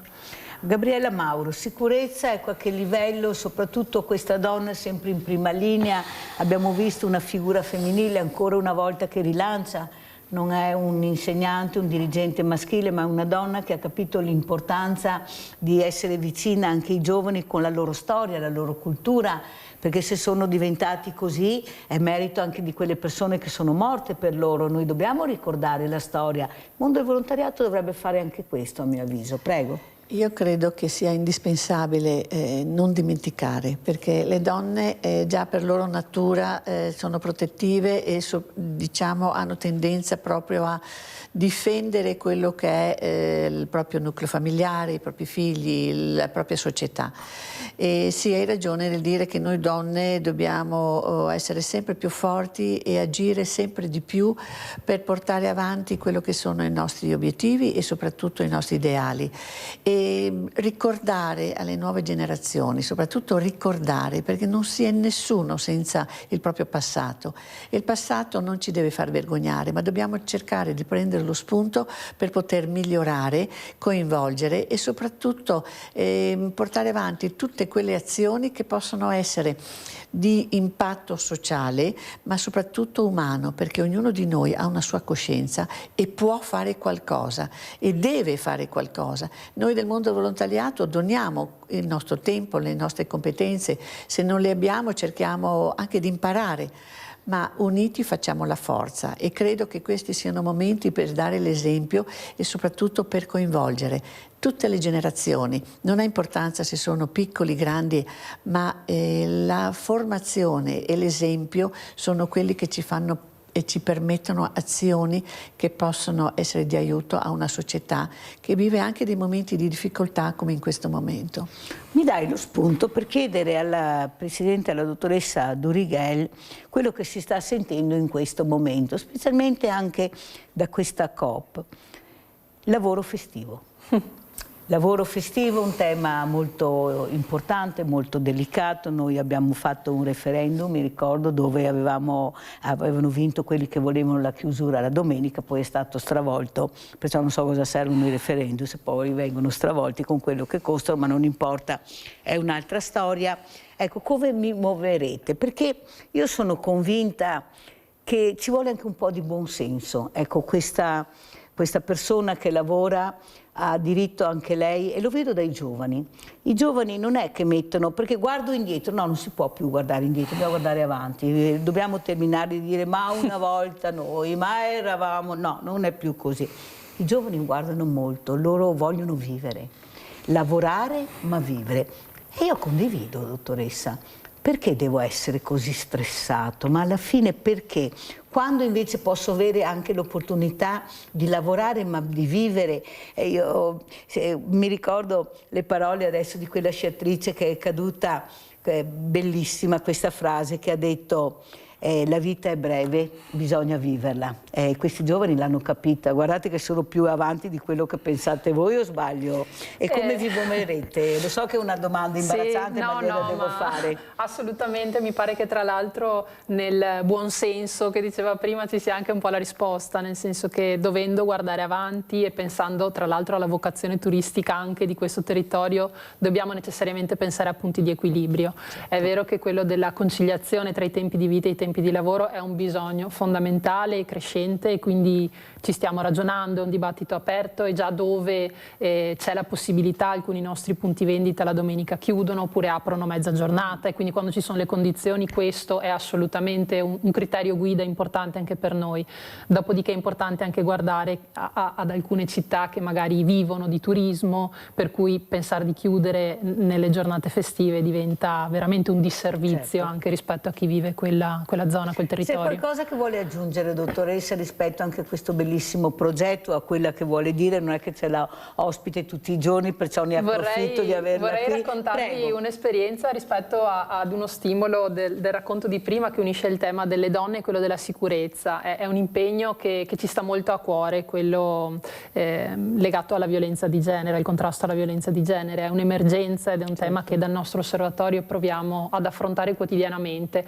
Moltissimi dei nostri dipendenti hanno aderito ad un percorso di formazione fatto da psicologhi e da avvocati, e i nostri punti vendita hanno un bollino di punto viola che rende quei punti vendita dei punti sicuri, di accoglienza per chi in strada sta vivendo una situazione di pericolo e di violenza, e incontrerà all'interno del personale formato in questo senso per accogliere in una prima fase e per orientare poi verso i servizi competenti. Penso davvero che nel nostro piccolo, in modo molto concreto, possiamo fare la differenza in sinergia con chi abbiamo attorno.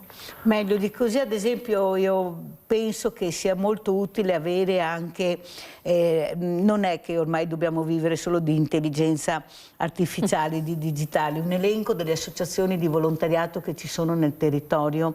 Io l'ho detto anche all'Unione dei Farmacisti, dove queste persone possono avere un elenco a chi rivolgersi in caso di bisogno. Ecco, io sono convinta che questo cartaceo può ancora essere utile. E dove metterlo? Dove ci sono veramente tanti numeri, non c'è niente da fare. Vado alla cassa e prendo su questo opuscolo che mi dirà che associazioni. Siamo ancora in alto mare. Il presidente dei medici di famiglia che ho avuto ospite, il dottor Gorini, ha detto: Mirella, noi non ce l'abbiamo l'elenco delle associazioni, perciò noi arriva la persona in difficoltà dimessa dall'ospedale e non sappiamo a chi indirizzarla.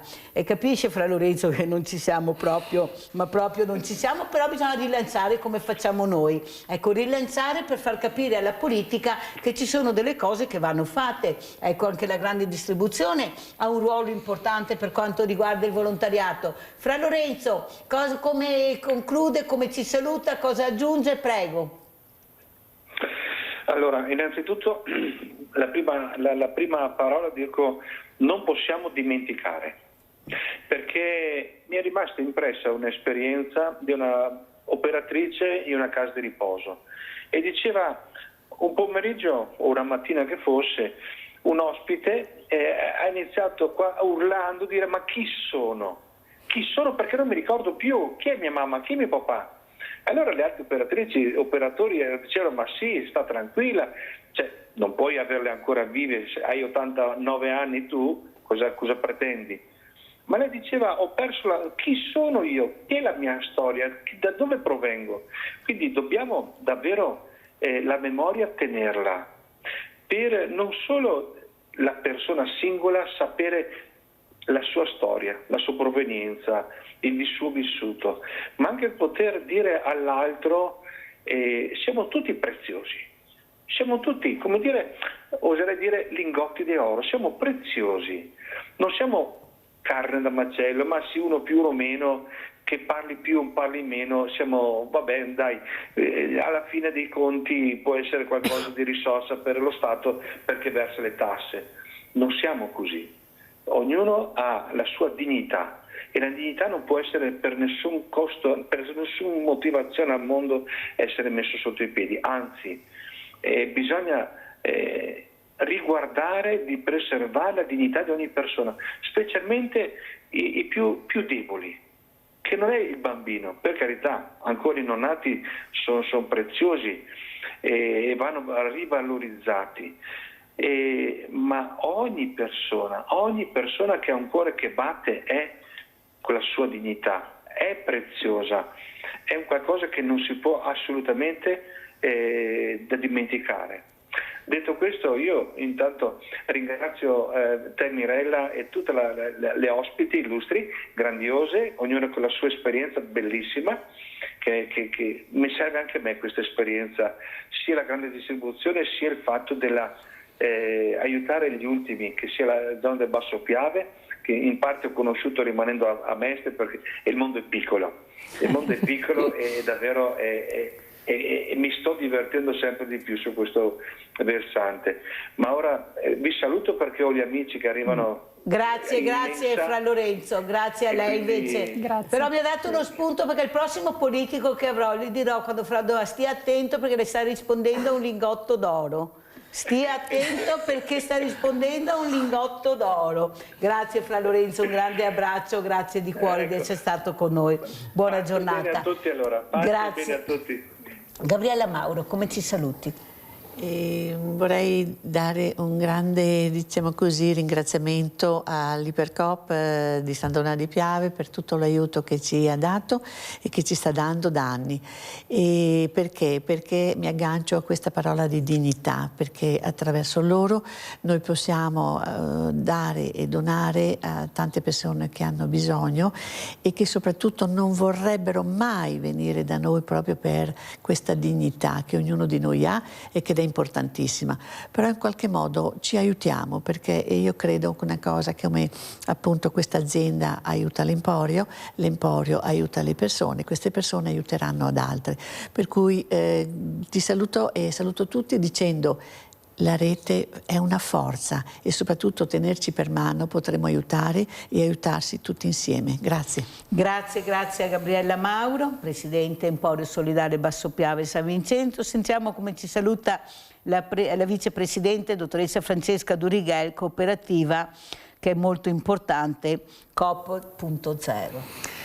Direi che facendo la spesa possiamo fare la differenza, la racconto anche da questo punto di vista. Abbiamo raccontato prima gli impatti e quello che poi la cooperativa sceglie di fare nei territori. Questo è possibile grazie a chi decide di fare la spesa, sceglie dove e come fare la spesa e dà una linea di indirizzo in questo senso. Quindi un gesto semplice e banale che facciamo tutti può davvero fare la differenza.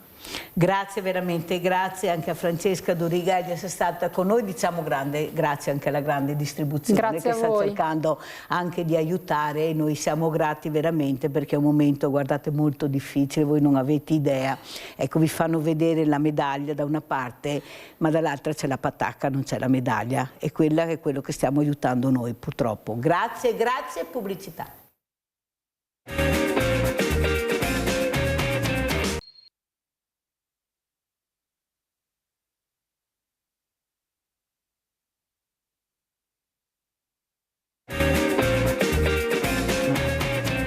E vi presento altri graditi ospiti, ne avremo un altro eccezionale dopo nella terza parte. Vi presento Elisa Cogliatti, vice direttore Banca dei Tessuti Veneto. Grazie veramente di essere qui, dottoressa, veramente grazie. Saluto anche Arnaldo Piton, sindaco di Meduna di Livenza, che non sbaglio, dico Motta un'altra volta, Meduna di Livenza.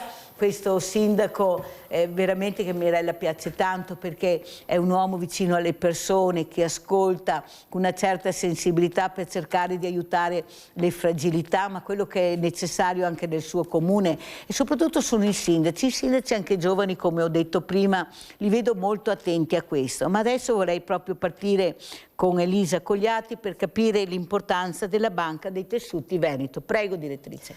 Buongiorno, grazie per l'invito.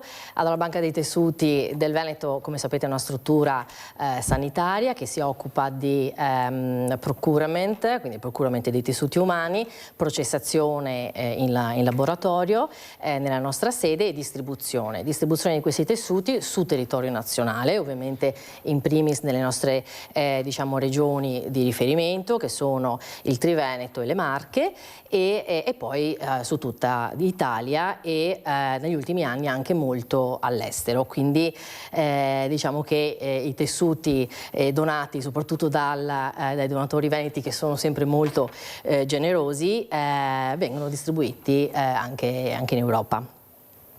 Come dati riporto un aumento di donatori nel 2025, quindi siamo più di 1.600. Mandiamo anche le immagini per cortesia dalla regia della Banca dei Tessuti, grazie, prego direttrice. 1.600 donatori, di cui quasi 1.500 donatori viventi e 184 donatori multitessuto, quindi un incremento del quasi 14% rispetto all'anno scorso. Di questi donatori, ovviamente, soprattutto i multitessuto, arrivano diversi tessuti, sono stati lavorati, processati 5.375 tessuti.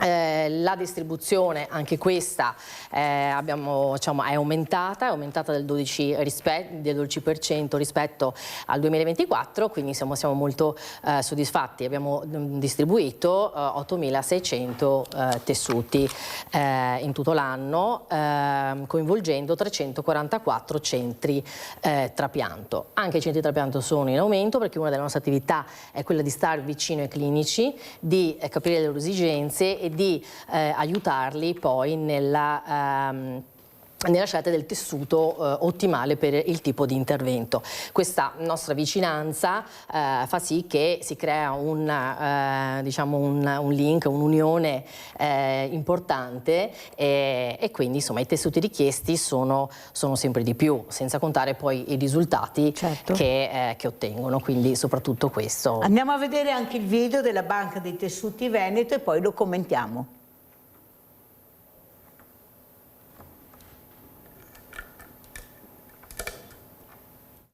Scelta nella nostra vita, dettata dal cuore e dalla ragione, che lascia il segno.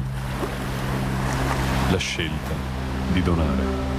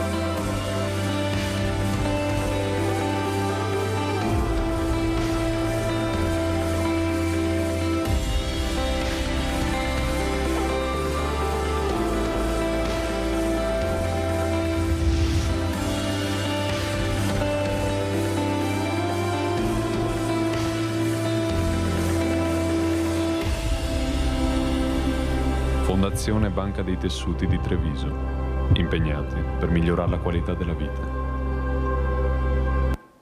Allora, Sindaco Piton, un video veramente che lascia il segno, ecco, queste associazioni veramente, specialmente la Banca di Tessuti, se pensiamo a questi ragazzi ustornati del Crash Montanà, cosa dovranno sopportare, questo chirurgo estetico che mi ha detto più giovani solo e più interventi dovranno subire per cercare di ritornare almeno all'apparenza normali. Ecco, cosa vuole dire questa associazione alla sua rappresentante che abbiamo qui questa mattina, Sindaco?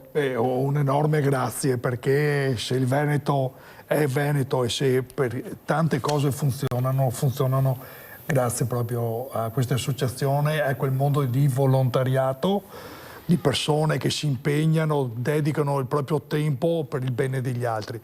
Magari conta poco, ma anche per ricordare i miei genitori che non ci sono più, io all'età di 16 anni, con la firma dei miei genitori, ho voluto iscrivermi all'Aido. All'epoca era all'Aido perché ho avuto la scomparsa di un caro amico in un incidente stradale e i genitori all'epoca hanno voluto donare le cornee a una parte di organi di questo caro amico mio, e da là mi sono così emozionato di questa vicenda e ho voluto iscrivermi a questo. Ecco, c'è tanto ancora da fare per sensibilizzare in questo settore, credo. C'è tanto ancora da fare. Ma non è un ruolo che avete anche voi di coinvolgere il territorio, i ragazzi? Voi siete responsabili della salute pubblica, hanno passato a voi il cerino sempre ardente in mano, poche risorse, però grande responsabilità, una grande responsabilità, visto quello che assistiamo anche in questi giorni per quanto riguarda i giovani. Bisogna coinvolgerli di più, per coinvolgerli bisogna intrigarli, bisogna emozionarli, forse partecipando di più con queste associazioni, a questa anche in particolare, che ne abbiamo bisogno, necessità, vero direttrice? Assolutamente. Ecco, è un ruolo importante che ce l'avete voi, noi non abbiamo altri riferimenti, la provincia non si sa ancora che fine farà, la regione è lontana, Roma non ne parliamo, è un compito arduo, ma ce la potete fare, prego. Guardi, è così effettivamente. Io ho una mia idea, tra l'altro apro una piccola parentesi, ho mandato un messaggio al collega sindaco di Sequalz, l'amico Enrico, che l'ho visto ieri sul cronaca, e ormai la seconda volta sono andati a danneggiare una chiesetta piccola, hanno danneggiato la Madonna, poi hanno buttato via il crocifisso, ecco, cose veramente tristi, quindi stiamo andando su una strada non proprio bella. Io però ne sono convinto che possiamo farcela, perché i giovani sono ragazzi intelligenti, però dobbiamo educarli e indirizzargli la strada, e questa cosa qua va fatta alle scuole. Io sono fermamente convinto che va fatta alle scuole. Ne faccio anche un esempio anche per i telespettatori a casa. 25 anni fa, 30 anni fa, la provincia di Treviso, quando era la provincia che poteva fare il suo e aveva anche i soldi per farlo, si faceva prevenzione su guida sicura e sicurezza stradale alle scuole. Bene, nel corso degli anni gli incidenti sono scesi in maniera importante. Cosa vuol dire? Che se vai a agire ai ragazzi alle scuole, entrano poi in mente e li educhi. E quella possiamo fare spot, dobbiamo fare tanto, dobbiamo anche, chi viene all'ufficio anagrafe che fa la carta identità e viene prospettato quello di donare gli organi, ma in maniera così non viene spiegato. Uno dice ma organi, ma poi se non ci sarà come. Ecco, bisogna spiegarlo bene, e io sono fermamente convinto che possiamo farcela, però alle scuole. Sentiamo la direttrice come commenta, poi salutiamo Pittò e lasciamo il posto anche a un'altra persona molto importante, nonostante essere diversamente giovane, sempre nel pezzo, tutti gli anni. Direttrice, come commenta le parole del sindaco Pittò? Sono perfettamente d'accordo, dobbiamo intervenire quando sono ancora a scuola, prima dei 18 anni, che quindi arrivano preparati diciamo in comune alla carta d'identità per poter dire con una certa volontà e consapevolezza sì alla donazione, e sensibilizzarli quindi fin dalle medie alle superiori. Noi andiamo nelle scuole con il nostro ufficio di comunicazione, con i biologi, diciamo dipendenti della banca, proprio a parlare ai ragazzi, a spiegare cosa vuol dire donare, a spiegare anche la donazione non solo riferita agli organi ma anche ai tessuti, che è quel mondo un po' più sconosciuto.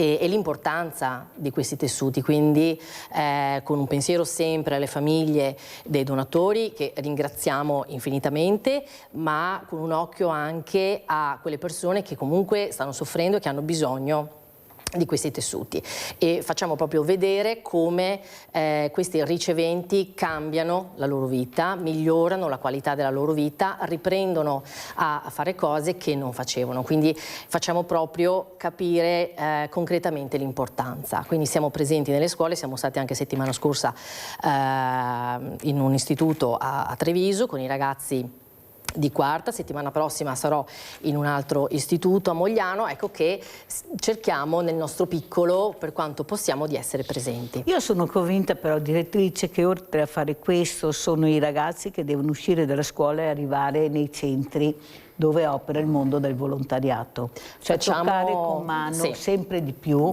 Anche il professor Gerosa ha detto sì, si fa già, ma dobbiamo fare di più, dobbiamo aprire ancora di più, non basta. Forse è un ruolo che voi sindaci potete fare, ecco, riunire la cittadinanza, i paesani per un problema importante che riguarda tutti, che non si sa mai cosa può capitare nella vita. Ecco, cosa dice, come ci saluta, Sindaco? Io vi saluto dicendo che è un po' parte del mio essere fare così le serate informative, culturali, importanti, seguendo soprattutto le scuole, dando l'aiuto che possiamo fare, se magari da Roma arriva anche qualche contributo in più, male non fa, e poi anche nei giorni dei ricordi importanti trasmettere questo ai figli. E quindi so che poi avete un ospite importante, un farmacista, anche un caro amico, che ci sarà anche lui, e mercoledì 18 febbraio alle ore 18, l'anno scorso abbiamo inaugurato questo monumento alle foibe in ricordo, in collaborazione con l'Unione degli Istriani, il 10 febbraio, e ci parlerà appunto di Vergarola, che è quella spiaggetta a Pola dove c'è stato un attentato terribile. Avremo una testimonianza di un pronipote di Geppino Michelini, che era un medico chirurgo, e quindi sarà una giornata importante. Non la facciamo proprio il 10 febbraio perché è una giornata piena di commemorazioni, la dedichiamo il 18 e invitiamo anche le nostre scuole. Grazie Arnaldo Piton, sindaco di Meduna di Livenza. Andiamo a vedere questo video che ha portato il dottor Tazzer ieri, ecco, della giornata del ricordo, per far capire l'importanza di cui parliamo, e dobbiamo veramente capire l'importanza soprattutto di quello che è stato. Allora grazie a Piton, intanto che prepariamo andiamo a vedere anche lo spot della Banca dei Tessuti e poi ci rivediamo con questo ospite meraviglioso. Spot.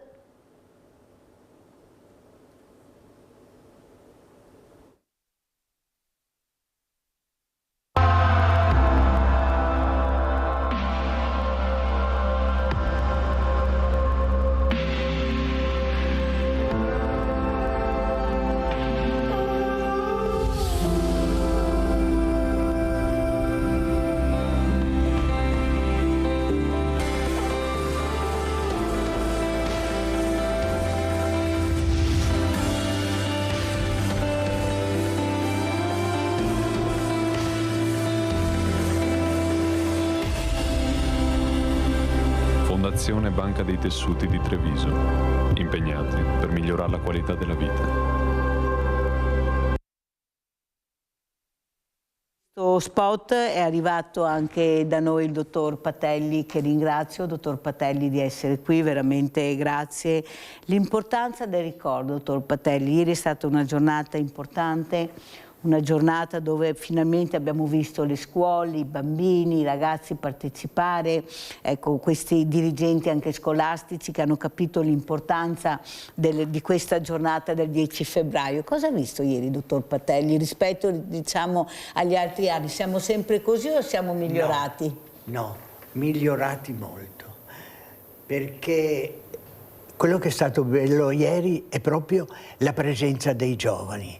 Io devo ringraziare il Comune di Treviso e il Comitato 10 febbraio per tutto quello che fa, ma devo ringraziare soprattutto anche i professori. Bravo. Perché ieri, come c'è stata una professoressa che ha preparato, si capiva che lei aveva preparato i ragazzi già qualche lezione prima per partecipare ieri a Piazza Pola a Treviso. I ragazzi erano preparati, si vedeva, e questo è molto importante perché per noi ormai, parlo per me che ho quasi 90 anni, ma comunque anche per le persone adulte hanno la loro vita e hanno le loro idee, eccetera, mentre nei giovani bisogna formarli con una cultura la storia d'Italia, quella che è stata, ecco. E io ho visto che i giovani si interessano, basta saper parlare e allora chiedono ancora di più, perché io ho visto anche quando sono andato a parlare nelle scuole, anche a ragazzi magari delle medie, dopo un'ora e mezza che parlavo, dicevo, beh, poveretti, adesso saranno stanchi di sentirmi. E invece quando finivo di parlare venivano in molti a chiedere ancora cose. Quindi c'è bisogno, loro sentono il bisogno di sapere la vera storia e questo in questi giorni veramente, in questi ultimi anni direi, non in questi giorni, in questi ultimi anni viene fatto in maniera eccezionale. E ovvio ringrazio anche Antena 3 che naturalmente a queste manifestazioni è sempre presente, che poi può divulgare attraverso la televisione, e può divulgare a tutta la gente. Allora, direttrice Cogliati, cosa dice a questo uomo che nonostante essere diversamente giovane sta cercando di ricordare la storia quella vera, la storia che l'ha coinvolto. Ecco, lei ha detto andiamo nelle scuole anche noi con la nostra storia, però per intrigare questi ragazzi la storia deve essere raccontata nella maniera corretta. Loro sono molto attenti, come diceva il dottor Patelli, non sono per niente superficiali, però dopo bisogna intrigarli. Allora lì dobbiamo emozionare, ecco, sì. L'emozione, quanto importante è l'emozione? Noi abbiamo visto l'emozione ieri qua raccontata dai familiari di questi infoibati, di queste persone che hanno perso i loro cari, questa donna che diceva, raccontava della sorella che non ha più visto ma che è sempre dentro di lei, questa bambina, come dice Liliana Segre, che spunta sempre, che è dentro e che mi accompagnerà sempre. La storia è importante, perciò anche la vostra storia è importante, dottoressa, sì, che raccontate, ecco, per coinvolgerli, emozionarli. Per coinvolgere e emozionare i giovani portiamo anche noi delle testimonianze, quindi di ragazzi che hanno avuto bisogno dei nostri tessuti e che grazie a questi hanno ricominciato a mangiare, camminare, fare sport. Portiamo spesso come esempio un ragazzo, Jacopo, che camminando in montagna da solo è caduto in un dirupo. Fortunatamente urlando l'hanno sentito dei lavoratori là in zona e hanno chiamato subito i soccorsi. Per fortuna è stato tutto molto tempestivo e è stato subito trasportato con l'elicottero a Treviso, al Cafoncello, in neurochirurgia subito un intervento e dall'incidente che non poteva più camminare, quindi aveva subito un danno alla colonna vertebrale, grazie a un segmento di cresta iliaca, quindi un tessuto piccolo ma preziosissimo, Jacopo è riuscito a camminare nuovamente. Avete capito? Perciò sì. Penso, ecco, abbiamo tantissimi esempi. Le emozioni a 360 gradi, esatto. Ma ognuno con la propria angolazione di emozioni. Esatto, poi abbiamo anche, fatalità, adesso un campione olimpico, non posso dire il nome, che ha gareggiato e ha vinto con un nostro tendine trapiantato 7 anni fa, quindi nonostante anche siano passati tanti anni, lui è plurimedagliato e ha anche in queste Olimpiadi vinto, insomma, quindi è motivo anche di orgoglio. Un bellissimo esempio di donazione, di trapianto. Dottor Patelli, quello che volevo anche capire, come vede questo mondo del 2026, questi giovani, questa politica, questa storia? Io ieri raccontavo, anche prima ho avuto Antonella Tocchetto, che non è di sicuro di destra, ma assieme invece a un'altra persona. Quello che traspare è che c'è la volontà di sedersi tutti attorno a un tavolo e di vedere la vera storia qual è, raccontare la vera storia, non per litigare, non per fare contrapposizione, ma per raccontare la storia. Troppo tempo si è messa la polvere sotto il tappeto per paura, prima diceva Fra Lorenzo, è talmente un tema delicato, è come camminare sulle uova fresche. Ecco, lei cosa dice, dottor Patelli? Sì, indubbiamente è vero che bisogna raccontare la storia e bisogna interessare e appassionare i ragazzi. A me, sinceramente, sono un po' preoccupato per i ragazzi di oggi. Vedo certe cose che ai miei tempi proprio non succedevano. Cioè, ecco, io auguro che si riformi qualche cosa che è stato perduto. La famiglia. L'obbedienza. Anch'io, quando ero bambino, commettevo delle marachelle, ero disubbidiente.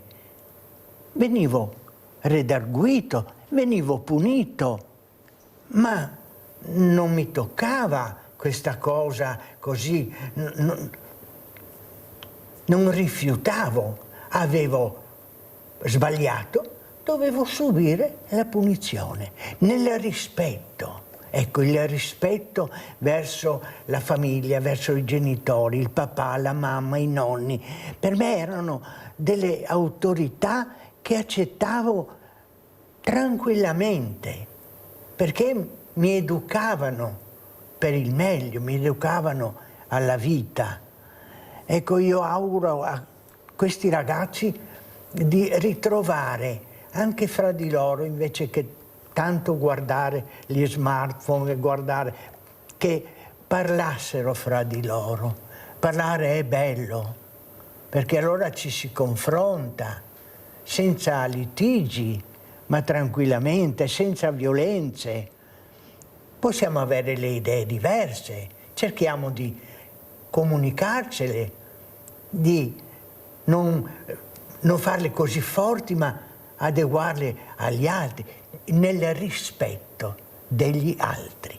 Non pensa, dottor Patelli, che forse riusciremo proprio a far capire a questi giovani, quelli che sbagliano, quelli, come dice lei, che non hanno le regole, che vinceremo solo con la parola gentilezza, cultura, storia, e che vuol dire educazione, un'educazione civica. Io sono convinta che con la violenza e la repressione non arriveremo da nessuna parte. Io sono convinta che dobbiamo usare di più la parola comunità e la parola gentilezza, ma per fare questo bisogna che riusciamo ad emozionare questi ragazzi anche con la cultura, con l'educazione, la storia emoziona, li vediamo, perché quando questi ragazzi vanno a visitare questi luoghi di sterminio si emozionano. Come mai? Vuol dire che hanno bisogno di toccare con mano. Allora la scuola deve fare la parte della didattica, ma poi l'emozione, direttrice, cosa dice? È un'altra storia. L'emozione la fai provare solo se li porti nel luogo che devono sentire e soprattutto col pensiero arrivare alla loro storia, che anche loro, di quei ragazzi, quei bambini che sono morti per niente, che non avevano nessuna colpa, ma proprio nessuna, quei soldati che sono andati in guerra tra fratelli che si uccidevano. Direttrice. Sì, assolutamente. Poi ritornando appunto alla donazione, anche la donazione è un atto d'amore, esatto, è un atto civico che fai appunto anche per gli altri, e quindi devi essere educato a voler bene agli altri, a voler aiutare, e quindi insomma è sicuramente importante la famiglia, è importante l'educazione, è importante dare degli esempi ai figli, assolutamente. Però c'è un però, e se io non ho questa fortuna dove vado? Chi mi accoglie, chi mi accompagna in questi percorsi, dottor Patelli? Perché vede, è sempre l'adulto che deve dare l'esempio. A Crash Montanà, dove c'è stato questo disastro, è mancato l'adulto, la figura che controllava questi bambini, questi ragazzini che stavano divertendosi, il pericolo fa parte della loro quotidianità, il fuoco cos'è? Il fuoco è una banalità. Ecco la persona, l'adulto, che deve sempre controllare, accompagnare, essere responsabile di queste fragilità che hanno nelle loro mani. È qua che non riesco a capire. Troppo facile dire, hai visto, bevevano, ma sono giovani. Ma sei tu che hai le fragilità in mano che devi controllare questo, non passare il cerino. Si passa troppo il cerino, dottor Patelli? Ma guardi, io non lo so. Io ho avuto una bellissima famiglia, ho 2 nipoti che adoro, 2 signorine ormai, e con le quali abbiamo vissuto, quindi noi siamo i nonni e da Bologna ci telefonano ogni settimana per sentire. Ecco, l'importante è parlare, raccontare. Mi preoccupo anche della situazione di noi, diciamo adulti, che forse sbagliamo, non riusciamo ad avvicinarsi ai giovani, c'è forse questo distacco. È lì forse che la scuola, che li ha presenti per tante ore davanti, che la scuola possa fare qualche cosa. Perché io ho visto che ci sono degli insegnanti, dei professori che veramente sentono questo bisogno di parlare, di aiutare i ragazzi a ritornare, diciamo, su una linea più normale, di affetti, di simpatie. E io ho avuto questa bellissima vita. Dopo l'esodo ho perso tutto, perché la mia famiglia era ricca, ma io non ho perso, non so spiegarmi, tutto quello che hanno perso le case, le farmacie, eccetera. Io ho perso la mia giovinezza, è quella che mi è stata strappata, è il dolore che mi porta dentro. Poi sono stato fortunato perché dopo ho trovato amici e soprattutto fortunato per la grande mia famiglia, la famiglia Patelli. Papà, mamma, gli zii, i nonni erano delle persone importanti per noi. Da loro noi bambini prendevamo esempio. Guardi, ritornano in mente le parole di questa grande sciatrice che è ricoverata qui all'ospedale Canfoncello, che noi abbracciamo e sono sicura che ce la rifarà, che ha detto una frase bellissima che ho detto anche questa mattina: la vita è talmente breve che va vissuta. È una frase veramente importante e noi dobbiamo dire grazie alla Fondazione Banca dei Tessuti, perché loro riescono a fare questo. La vita è talmente breve che va vissuta, ma devo viverla sana, viverla in condizioni anche dignitose per me stessa. Devo avere il coraggio di guardarmi allo specchio e di sapere ce la posso fare grazie a questi trapianti. Cosa vuole dire, direttrice? Sì, assolutamente, e i risultati poi ci sono. Quindi è importante, come dicevo prima, appunto la collaborazione clinico Banca dei Tessuti per riuscire al meglio a dare un futuro a tutte queste persone che hanno bisogno appunto per ricominciare a vivere, per ricominciare a ritornare a fare sport, perché loro la forza ce l'hanno e quindi è giusto appunto dare un'altra possibilità e mettercela tutta. Direttrice, quanto può aiutare anche a voi l'intelligenza artificiale? Però alla fine, come dice il professor Gerosa, c'è sempre la mano umana, sì, c'è sempre l'uomo che gestisce il tutto. Prego. Sì, allora noi ancora siamo una realtà dove l'intelligenza artificiale non è proprio entrata, nel senso che, giustamente come dice il professor Gerosa, la testa del biologo, le capacità tecniche non possono essere sostituite. Di conseguenza, quando hai dei tessuti che sono stati donati, sicuramente l'unica cosa è avere, perché questo poi venga lavorato in sicurezza, sterilità e qualità e venga trapiantato, ci vuole assolutamente delle persone competenti che hanno studiato e che si impegnano quotidianamente nella professione. Più chiaro di così. Allora, dottor Patelli, come ci saluta? Con quale messaggio ci lascia? Cosa vuole dire per un futuro, anche un futuro più sereno, un futuro di dialogo, di partecipazione, di coinvolgimento? Ecco, è un augurio per i giovani, è ovvio. Io vedo molte volte si siedono al bar in 4 o 5, ma non parlano fra di loro. Ognuno ha il suo telefonino come se fossero da soli. No, lasciate a casa quegli strumenti, ragazzi. parlatevi fra di voi, raccontatevi le cose, amate la gente, guardatevi intorno, aiutate chi ha bisogno. È così bello quando vado sull'autobus e trovo un giovane che mi dice prego si accomodi. Ecco, quello è un gesto, questo ragazzo ha capito tutto, perché ha visto un vecchio e questo ragazzo si comporterà così bene per tutta la vita.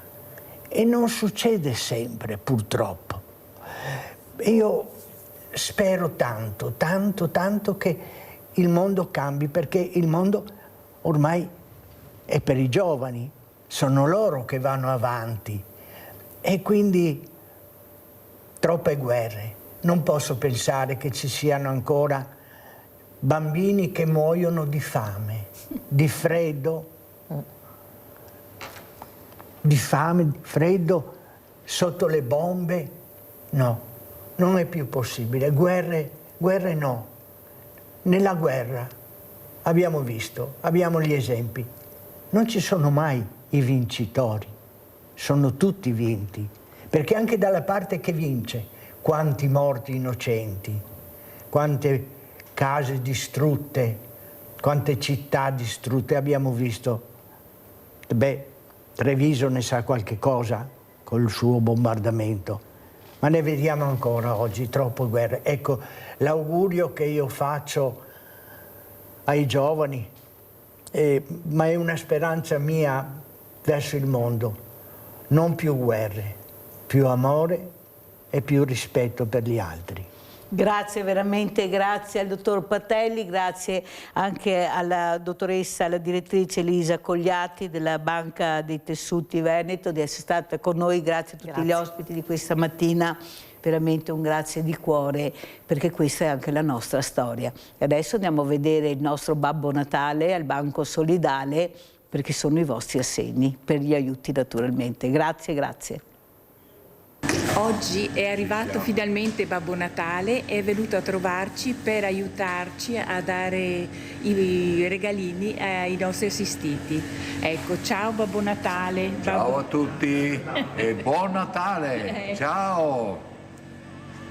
Natale quest'anno e anche quest'anno con l'aiuto della grande famiglia di Rete Veneta c'è un piccolo assegno per te. Oh, grazie, grazie infinite, faccio tanti auguri di buon Natale a tutti quanti, ringrazio di cuore veramente che anche quest'anno mi avete dato veramente un grande sostegno a me e alla mia famiglia. Grazie di cuore a tutti.